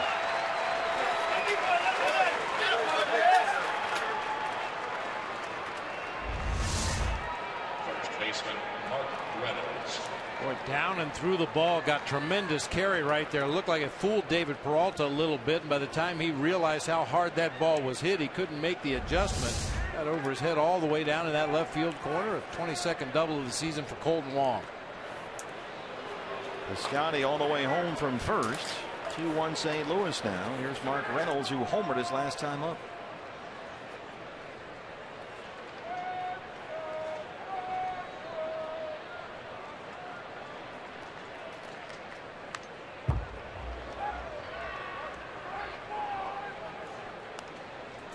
Bullpen gets busy. Andrew Chafin, the left-hander. That's the view from Mark Reed. That is a live picture in the Sanderson Ford bullpen.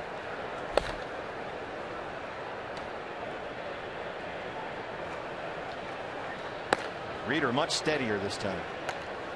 And Chafin warming up in a hurry. You see he's not taking a full wind-up. He's just grabbing the ball back from Mark Reed and throwing another one, just trying to get his arm loose so he's ready to deliver pitches. They've got those first 5 or 6 or 7 tosses. You're just trying to get the rust out, get your arm moving again, and then you get up on the rubber and make your full delivery. Brandon Moss, the left-hand hitter, is in the on-deck circle. He would hit for Lackey. Carpenter, the lefty, would be after him, the leadoff man. So Chafin warming up in a hurry. 0-2 on Reynolds. Got him. 1 down in the 7th. Good slider from David that time.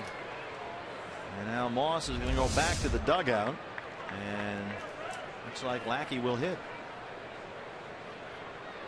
Pitcher John Lackey.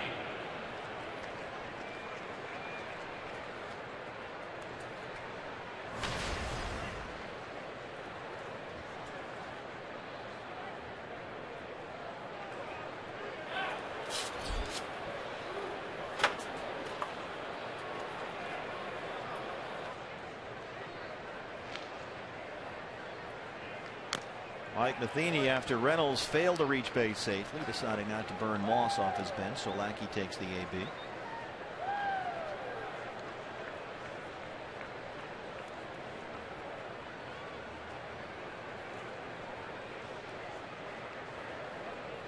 Dodgers have won tonight. They beat the Reds in Cincinnati 7-4. Up the middle on a hop to Ahmed. Long along into third, 2 down. Take a look at our DirecTV National League Central standings. You can see the Cardinals. How about that? 35 games over 500. St. Louis has been 35 over 500 this late into a season 7 times, and in 6 of those seasons they won the National League pennant. Pirates 4 back, Cubs 6.5. Here comes Chip Hale. He's got the lefty Chafin ready, and the left-hander Carpenter coming up. The view from Mark Reed as Andrew Chafin comes out of the Sanderson Ford bullpen. We'll take a break. Diamondbacks down 2-1.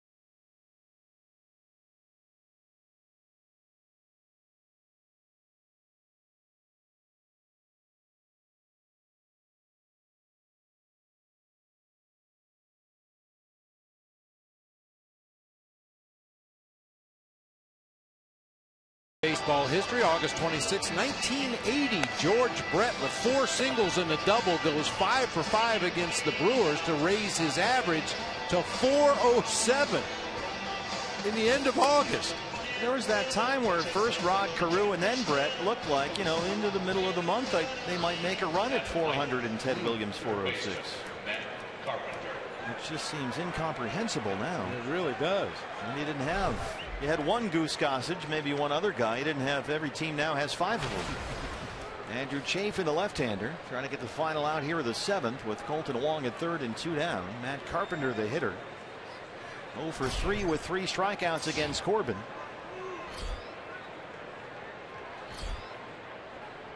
So Chafin and Carpenter with Wong at 3rd. And Matt Carpenter does all right against left-hand pitching, about .240.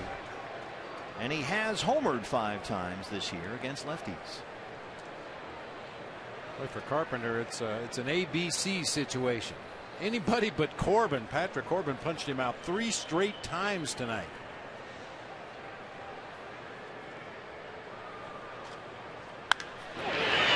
By Goldie and into right. 3-1 St. Louis. The RBI for Carpenter. And Wong comes in from 3rd. The first 2 in the inning had base hits against David Hernandez, and both have scored. A rolling breaking ball that stays up over the heart of the plate that time. Well, Carpenter hits lefties. If you make a mistake, it doesn't matter if you throw it right-handed or left-handed. You leave it up over the heart of the plate. Good hitters are going to hit it hard. He's at first now for Tommy Pham, who has singled and walked twice.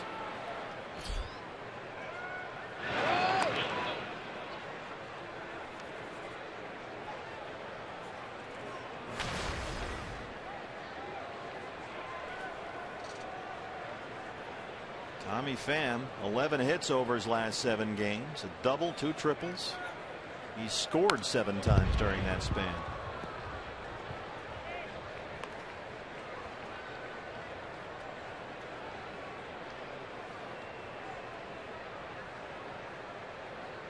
This guy that can play all 3 outfield spots, has played mostly center field for Mike Matheny.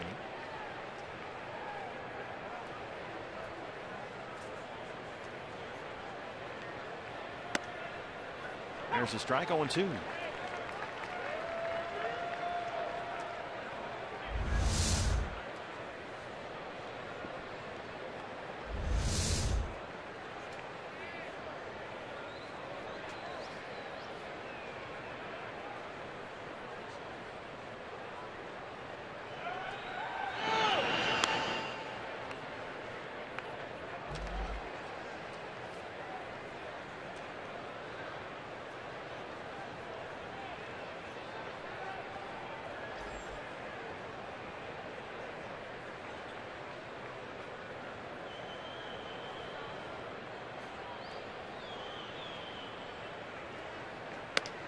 Throw down to first. Carpenter wanders off the bag.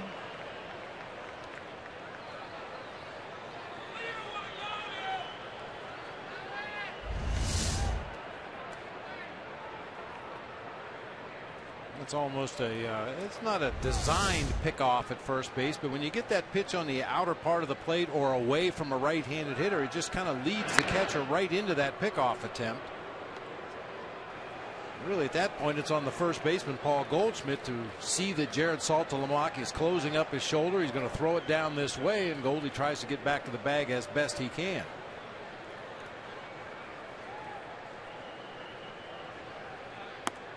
Called strike 3. 1-2 pitches in there, and he rings up Pham. If the Cardinals get 2, they take the lead. It's 3-1.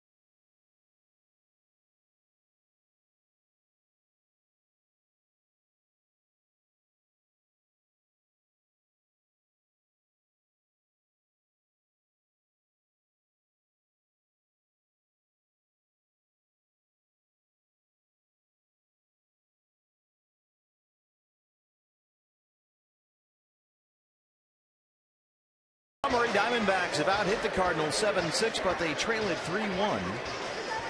Patrick Corbin pitched very well here tonight. Goldie's 25th of the year back in the first, the only run of the game so far for the Diamondbacks. And 5 of their 7 hits have come from the top 4 in the order. And here's the number 6 man, Jake Lamb, to lead off the 7th against John Lackey. And this is nothing new for Lackey. He has consistently pitched deep into ball games for Mike Matheny this year. He in fact ranks 6th in the National League in innings pitched. He's just that classic big right hand innings eater. And he's gone deep into this ball game again. 1-1 on Lamb now. Lackey has pitched at least 7 full innings in 11 of his last 16 starts. And his line tonight: 1 run, 7 hits and 6. He's walked 1 and struck out 4. Boy, and this Cardinals pitching staff came into this series exactly as advertised. High fly ball. It's carrying out to right, but room for Hayward. Yeah, they just shut you down. Yeah, I mean, coming into this series, they had held the opposition to a 199 batting average with runners in scoring position, by far the lowest in the major leagues. League average is 257. And so far in this series, the Diamondbacks went 2 for 10 on Monday with runners in scoring position, 0 for 5 last night, and so far 0 for 2 tonight with runners in scoring position. Seems like they're able to make those big pitches when they need them the most with runners on base. Salty gives it a ride. Deep left center. Pham on the run. And he's got it.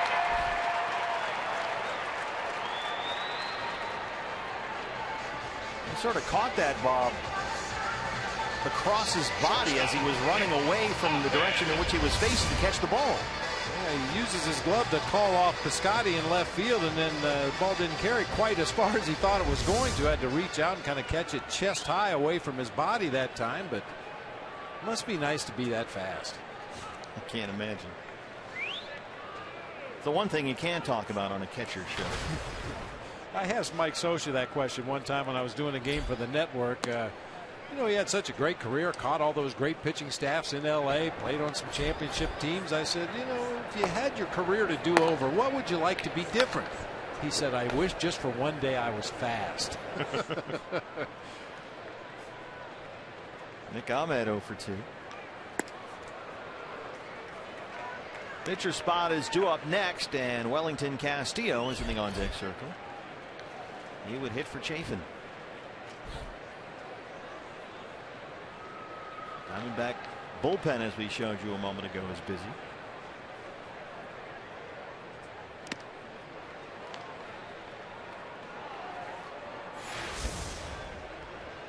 Our broadcast fundraiser tomorrow.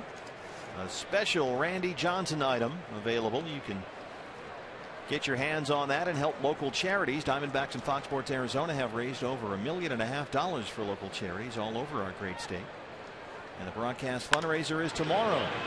Colton Wong at second. And John Lackey has retired 7 straight. He leads at 3-1.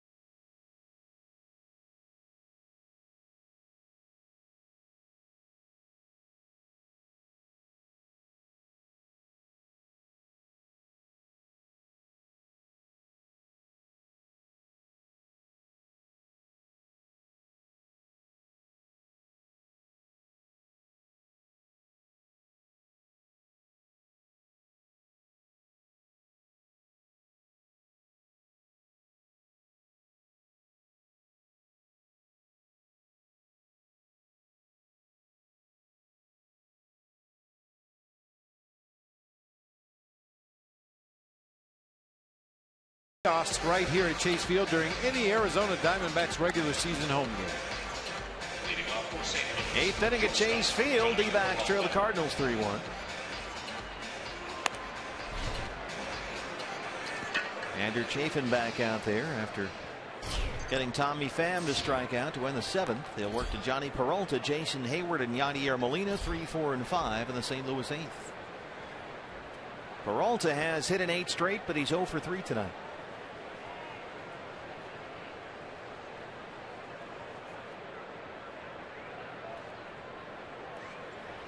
Our special catchers show. Got all kinds of little tricks and gadgets going here. Want to thank Tuffy Gozuish and Joe Garagiola for joining us in our booth. And Bob, you were given, from what I understand, a homework assignment. Give us your 5 best catchers. It wasn't easy, I'll tell you. You know, a couple guys immediately jumped to mind, obviously. But did you use your no dead guys rule? No, not this time. Oh, okay. I went full bore. This is it. Yogi. Because for me, the real true mark of how good a catcher you are is how many World Series rings do you have, and Yogi has about 20. Johnny Bench, for me, the best two-way catcher. He could beat you with his glove and his arm. He could beat you with his bat, no question about it. Peralta strikes out. He was kind enough to talk to us when we were in Cincinnati, or talk to Todd Walsh, rather, while we were in the Natty. Bill Dickey, another guy that I believe he has 6 World Series rings, if I'm not mistaken.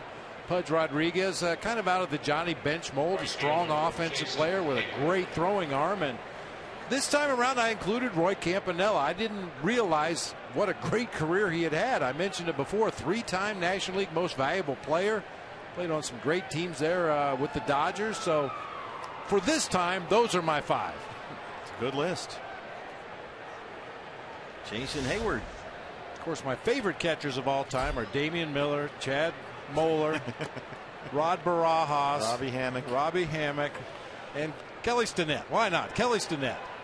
Kelly's been kind enough to be part of our broadcast here tonight. He's out on the set right now getting ready for Diamondback Live postgame show.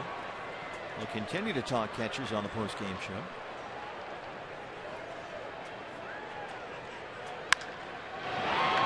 Nick Ahmed.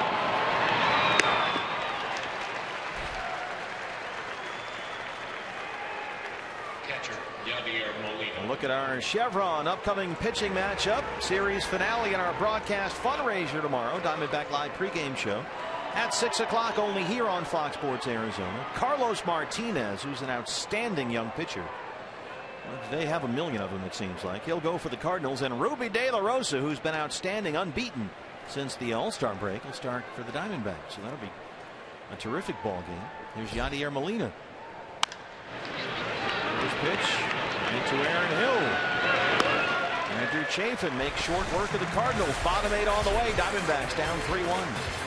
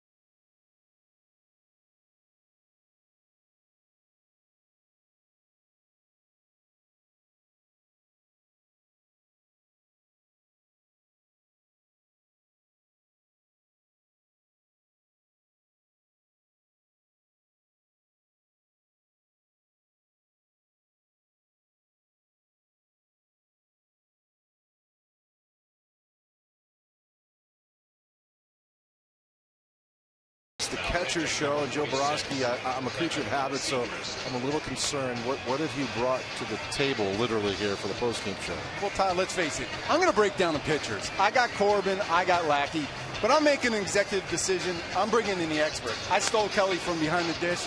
He's going to break down the catcher for us. You guys in cahoots here? Hey, whatever we can end to try to get the Diamondbacks to win tonight. That's what you said in the pregame show. It's all about the W and then the food after, right? I love it. Okay, I'm all in. Diamondbacks Live, the catcher's show continues. Guys, we'll send it back to you, bring it home, but find a way to get this man a W and some chow. Well, you're right, Todd. It's not going to be easy, though, because the outstanding lefty Kevin Segrist is on for the 63rd time this year. He brings his 1.73 ERA with him.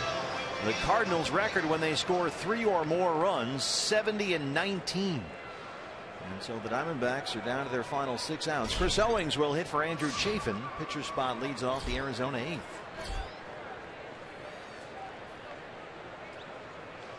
Chris Owings. CO 235 and 4 homers. He is hitless in the series so far. And that tremendous 3-game run at Cincinnati, during which he went 8 for 12 with a homer and 3 RBIs, but he's gone 0 for 12 since.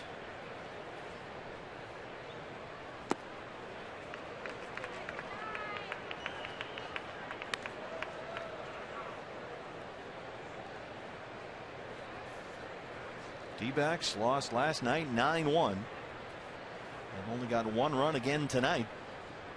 And that's become a recurring theme when you're playing the Cardinals.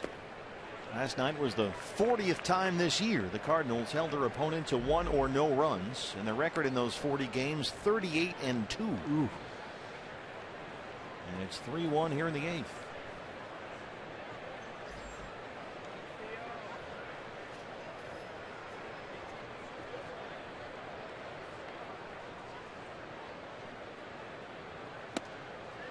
Just inside, and Chris Owings is ahead. 3 balls and 1 strike. Need a base runner here.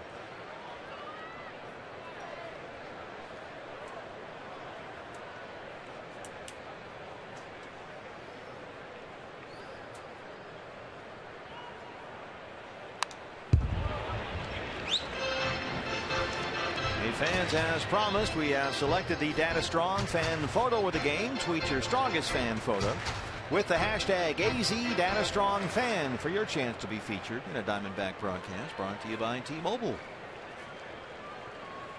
And a Hall of Famer, you're probably going to win. That's a good get. And don't forget a very exclusive Randy Johnson item that you can get your hands on tomorrow in our fundraising broadcast, as Owings, who was ahead in the count 3-1, strikes out to open up the 8th. Speaking of photos, come up with any more catcher photos? Yeah, we got a few more, you know. Assuming the position right there, just waiting to call a sign for his pitcher. Getting ready to throw somebody out at second base right there. Coming out of the crouch like a cat. There you go. When you're smaller than home plate itself, might be starting just a little too soon. You got to want it. Got the hat in the right position anyway. Here's Ender Inciarte, who's 2 for 3. Taking all the way. There's a strike, 0-1.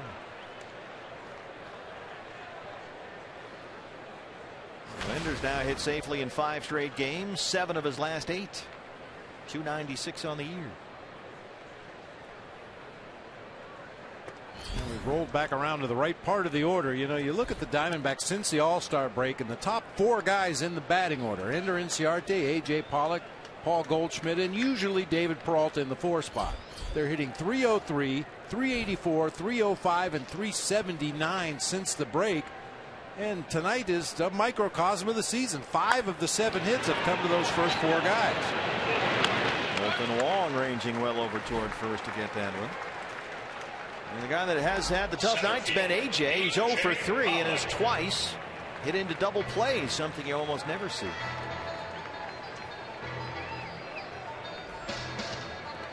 Especially from a guy who's hit safely in 5 straight games and 15 of 16.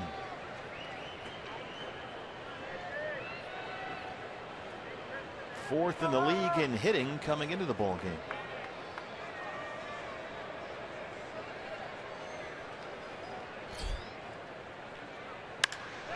drives it to Pham in center. Well, that had that Goldie sound that time off the bat of A.J. Pollock, but he's 0 for 4, and the Diamondbacks are down 3-1.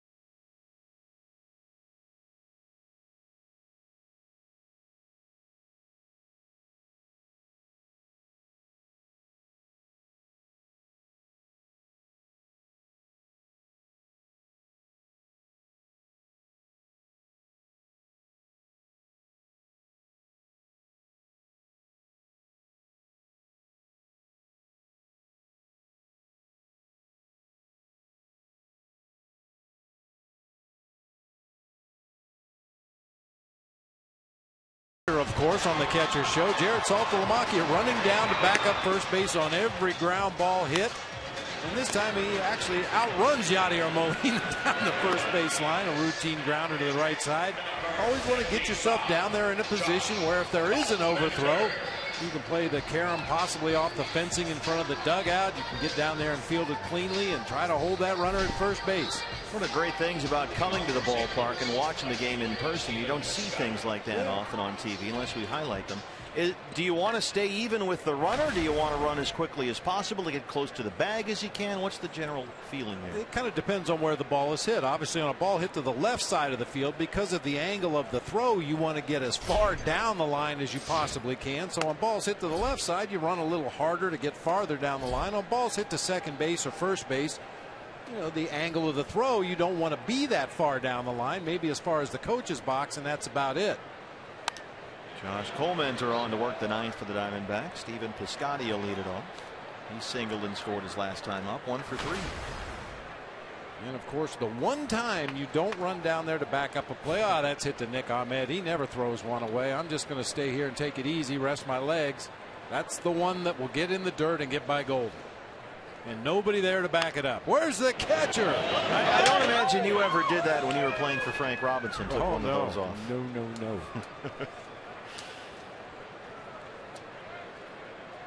You know, one thing you'll notice, not only Salty, but pretty much every catcher in baseball, you know, they're constantly tugging on the laces of that catcher's mitt. I'll show you why here in a minute. It's not just a nervous thing? No, I mean, you know, I've talked about how it's a puzzle the way these gloves are laced together, but there is a knot right here that pulls the webbing tight across here, and there's a knot on this side that does the same thing. It pulls the webbing tight after pitch after pitch after pitch after pitch. Bangs into the pocket of the glove. Eventually it stretches out. So he grabs that little knot right there and pulls it a couple times. That tightens up the webbing in preparation for the next pitch. There's another one on the back of the glove right here that opens up the bottom part of the pocket right here. So that's why you see catchers constantly tugging on those laces to tighten it up a little bit.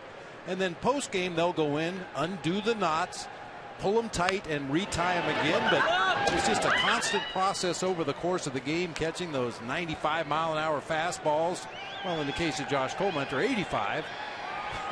But it stretches out some of those laces, and the catchers are constantly readjusting. There he is again, tugging on those knots.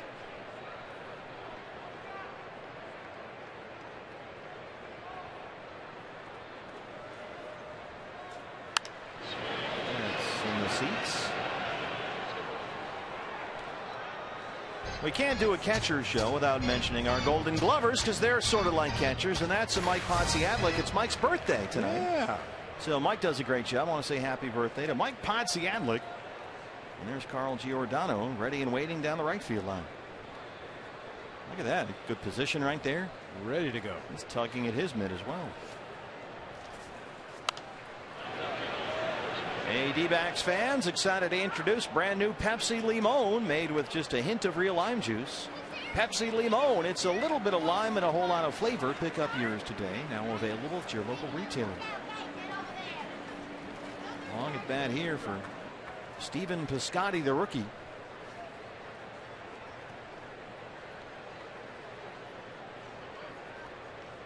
Three for 11 in the series. Way up in the air, out to AJ in center. One away. Well, how about this, partner? That was a 9-pitch at bat for Piscotty. You can watch every auto market game and count the pitches live or on demand in True HD and over 400 mobile and connected devices with MLB.TV Premium. You'll get real-time highlights, live look-ins, pitch tracking widget, and a whole lot more. Every night, every device, the whole thing. Blackout and other restrictions do apply, so check MLB.TV for all the details. 9 pitches in that at bat to Piscotty. Cardinals, 2 of the last 4 innings, they only threw 9 pitches in the entire inning. That's how they beat you. A 9-pitch 5th, a 10-pitch 6th, an 8-pitch 7th, and a 10-pitch 8th. Broken bat, a one-hopper to Aaron Hill. Diamondbacks in the bottom of the 9th will have Goldie, Peralta, Hill 3, 4, and 5. First baseman Mark Reynolds. There's Mark Reynolds, who homered in the 5th. He's 1 for 3. Diamondback Live post-game show with the Lightning Todd Walsh. Grinder Kelly Stinnett. We need a nickname for Joe Borowski. What do you got? Let's think about that. Yeah. You got Grinder Kelly Stinnett. You love the Lightning handle that Todd Walsh has adopted. You've been the driving force behind that for the most part. I'm so sure Todd's enamored with it, but there's Jobo. That's been selected. Jobo. I like that. For Joe Borowski. They'll be on Diamondback Live, the post-game show, right after our ball game.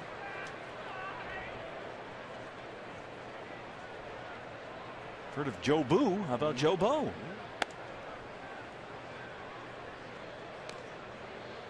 There's J-Lo. There's Lomo.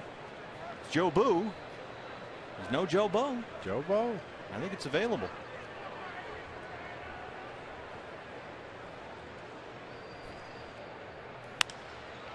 That's out of play. Or you could come up with some kind of canine nickname. Sparky.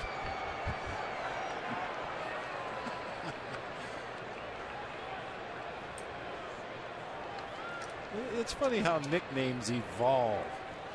I had a teammate with the Giants. I don't even know what his first name is now that I think about it. Because nobody ever called him by his name, but his last name was Weaver. Yeah. And he was a right fielder, and one day at Candlestick he was chasing a long drive to right field and went face first into the chain link fence out in right field. Well, he came out of it, he looked like he slept on a waffle iron. He had the perfect imprint of the chain link fence on the side of his face. So he became Link, and that's what we called him forever, Link Weaver.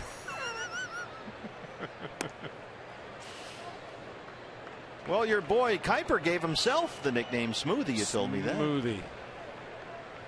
Boy, and it fit too. How about Waffles Borowski? Yeah, there you go. Yeah, running into one of those things full speed face first can't be fun. You know, on the hands, miss 3 and 2.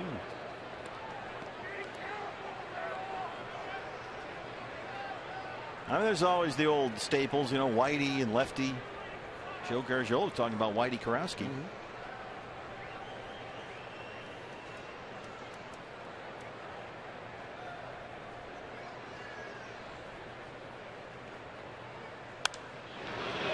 And you can't just give yourself a nickname, you know, like T-Bone, like George Costanza tried to. T-Bone! We had a guy that we got to trade with the Philadelphia Phillies, and he came over the first day, and yeah, my name is George, whatever. You don't remember that guy's name either, do you? I do, but You're I don't like want Ricky Henderson. I don't want to throw him that far under right. the bus. Fair But enough. yeah, my name is George Johnson, but you can call me Heat. Hey, George, I don't think so. How'd that go over? So Walter Reynolds. You can call me Heat. How did Kelly Stinnett get Grinder? Do you know the story behind that? Yeah, let's ask Kelly. Kelly, are you on? Yeah, I'm here. Where does Grinder come from? Glenn Sherlock gave it to me in spring training like in 1998. Which is the way I block the balls, I guess. It's a great nickname, especially for a catcher. Very appropriate. Sure is. Kind of jealous. Well, yeah, you got a great nickname. Come on. I like Lightning. See? How about Jobo? Is that going to work for you, Joe? I like it. Oh, I don't go. call Todd by his first name anymore. I just refer to him as Lightning. Well, everybody does now. Yeah, Yeah. it's caught on like lightning, one might say. Sure has. Just fits. Well, it'll be Grinder, Lightning, and Jobo coming up on Diamondback Line postgame show. I like how that sounds. There you go, Todd. Just for you. Damian Miller, all the guys used to call him Mover. Mover. Yeah. Earth Mover. You know, he's like a piece of heavy machinery back there behind the plate. The Earth Mover. And then it just got shortened to Mover. Brandon Moss will hit for the pitcher. Diamondbacks have the shift on. Moss walked as a pinch hitter Monday, 170 on the year. With the Cardinals, only 19 games. He came over from Cleveland at the trade deadline.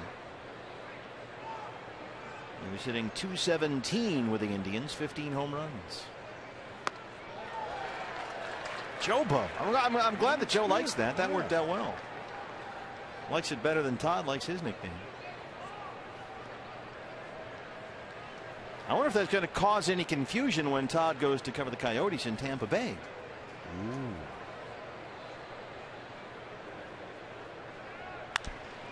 Way up in the air. Short right. Inciarte calls off Aaron Hill, and Josh Colmenger strands the 2-out walk. Well, we've got lightning. The thunder is coming up. Goldie, Peralta, Hill, bottom 9.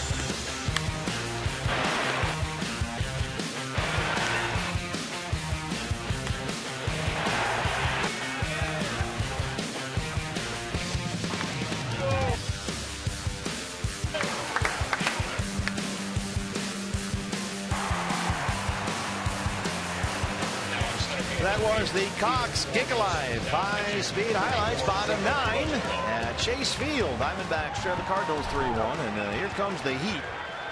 Out of that St. Louis bullpen, it's Trevor Rosenthal throwing 100 miles an hour.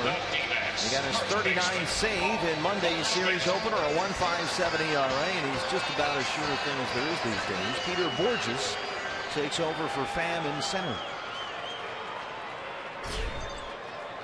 Goldschmidt, Peralta, Hill, 3, 4, and 5, and the Diamondback ninth against Trevor Rosenthal. And Goldie in his first at bat tonight hit his 25th homer. Watch where this one lands. 471 feet. Clank off the girder up there. Ooh.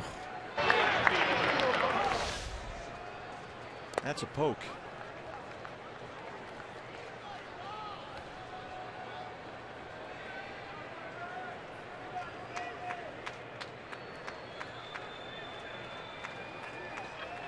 We'll have maintenance check all those bolts and make sure they're still tight.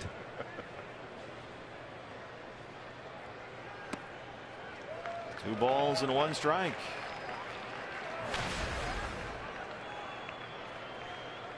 Now 25 homers and 94 RBIs. The RBI total leads the National League. And they're at 97. 2-2.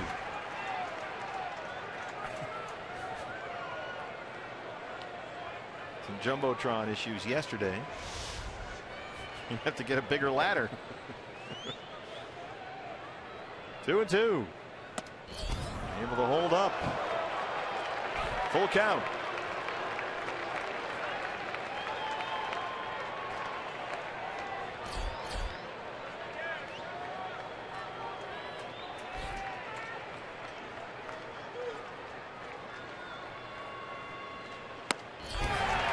Got him with a 98-mile-an-hour fastball down and away.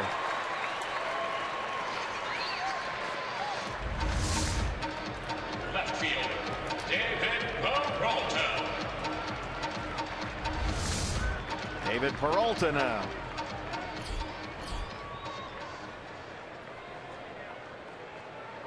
Rosenthal Monday, actually I thought mixed it up, Bob, a fair amount. We saw some sliders and not everything was a 95 plus. There were some 88s, 89s in there. There was a changeup right there at 89. I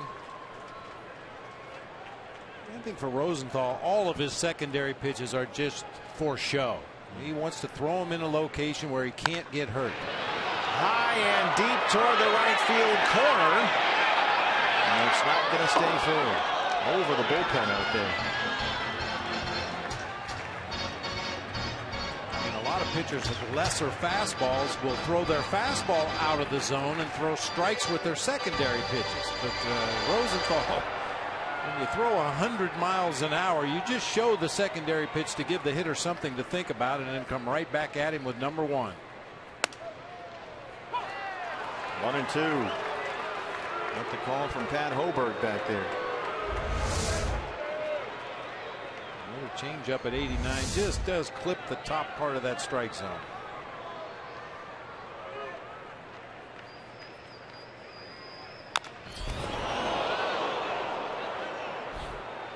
Got him in the head, right in the forehead, it looked like. Nope, right in the bridge of the nose.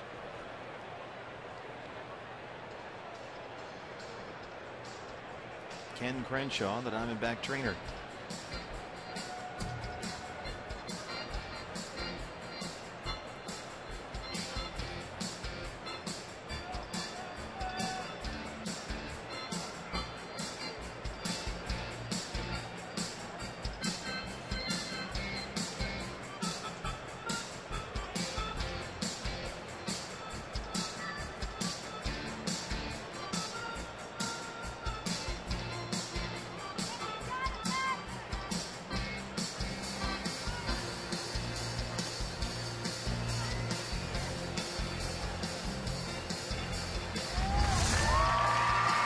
Ball straight down into the ground off the plate and came up and got him in the nose and underneath the bill of the helmet.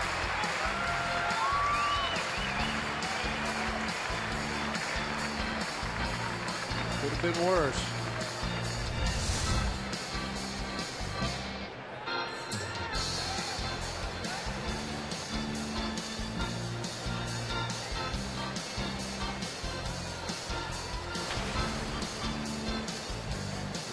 David doesn't want to give away an at bat. I don't care who's on the mound. Not the way he's going, hitting .379 since the All-Star break, 28 RBIs in 35 games. And if you look at the list of top hitters in the National League in the second half of the year, it goes Joey Votto, A.J. Pollock, and David Peralta, 1, 2, 3. And he's back in there now against Rosenthal with a count of 1 ball and 2 strikes. Red hot since the All-Star break. And a 4-hit game here Monday. 1 and 2.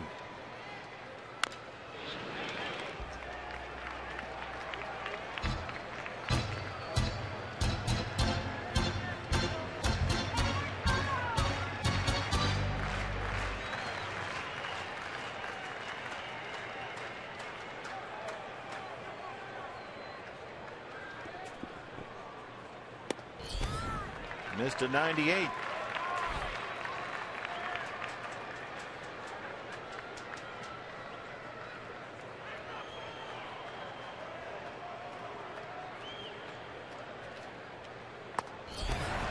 Got him in 98. Our Arizona Federal Credit Union Power Player of the Game, Cardinal starter John Lackey, 1 run in 7 innings. Not certainly overpowering or dominant, just very effective.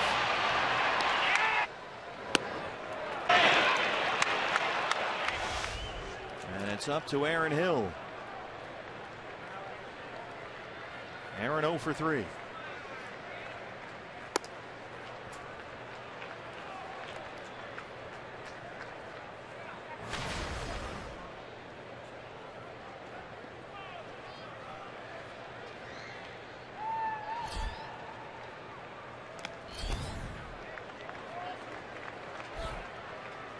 Diamondback Live post-game show follows our ball game.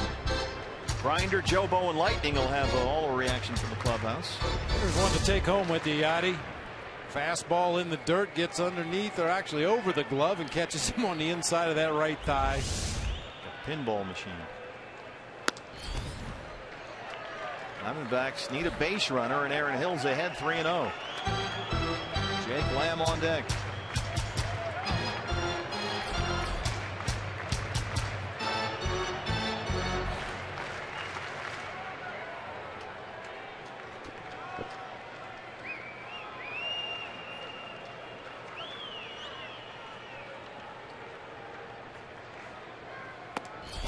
Just inside, there's your base runner. Diamondbacks will get the tying run to the plate with 2 outs in the 9th.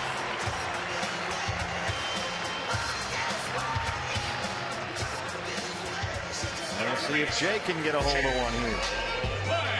Lamb tonight 0 for 2. He walked back in the second.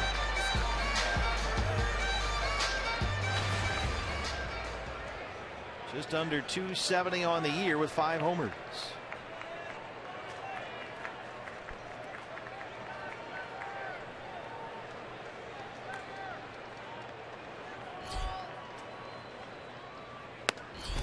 Reynolds at first will play on the line behind the runner with 2 outs.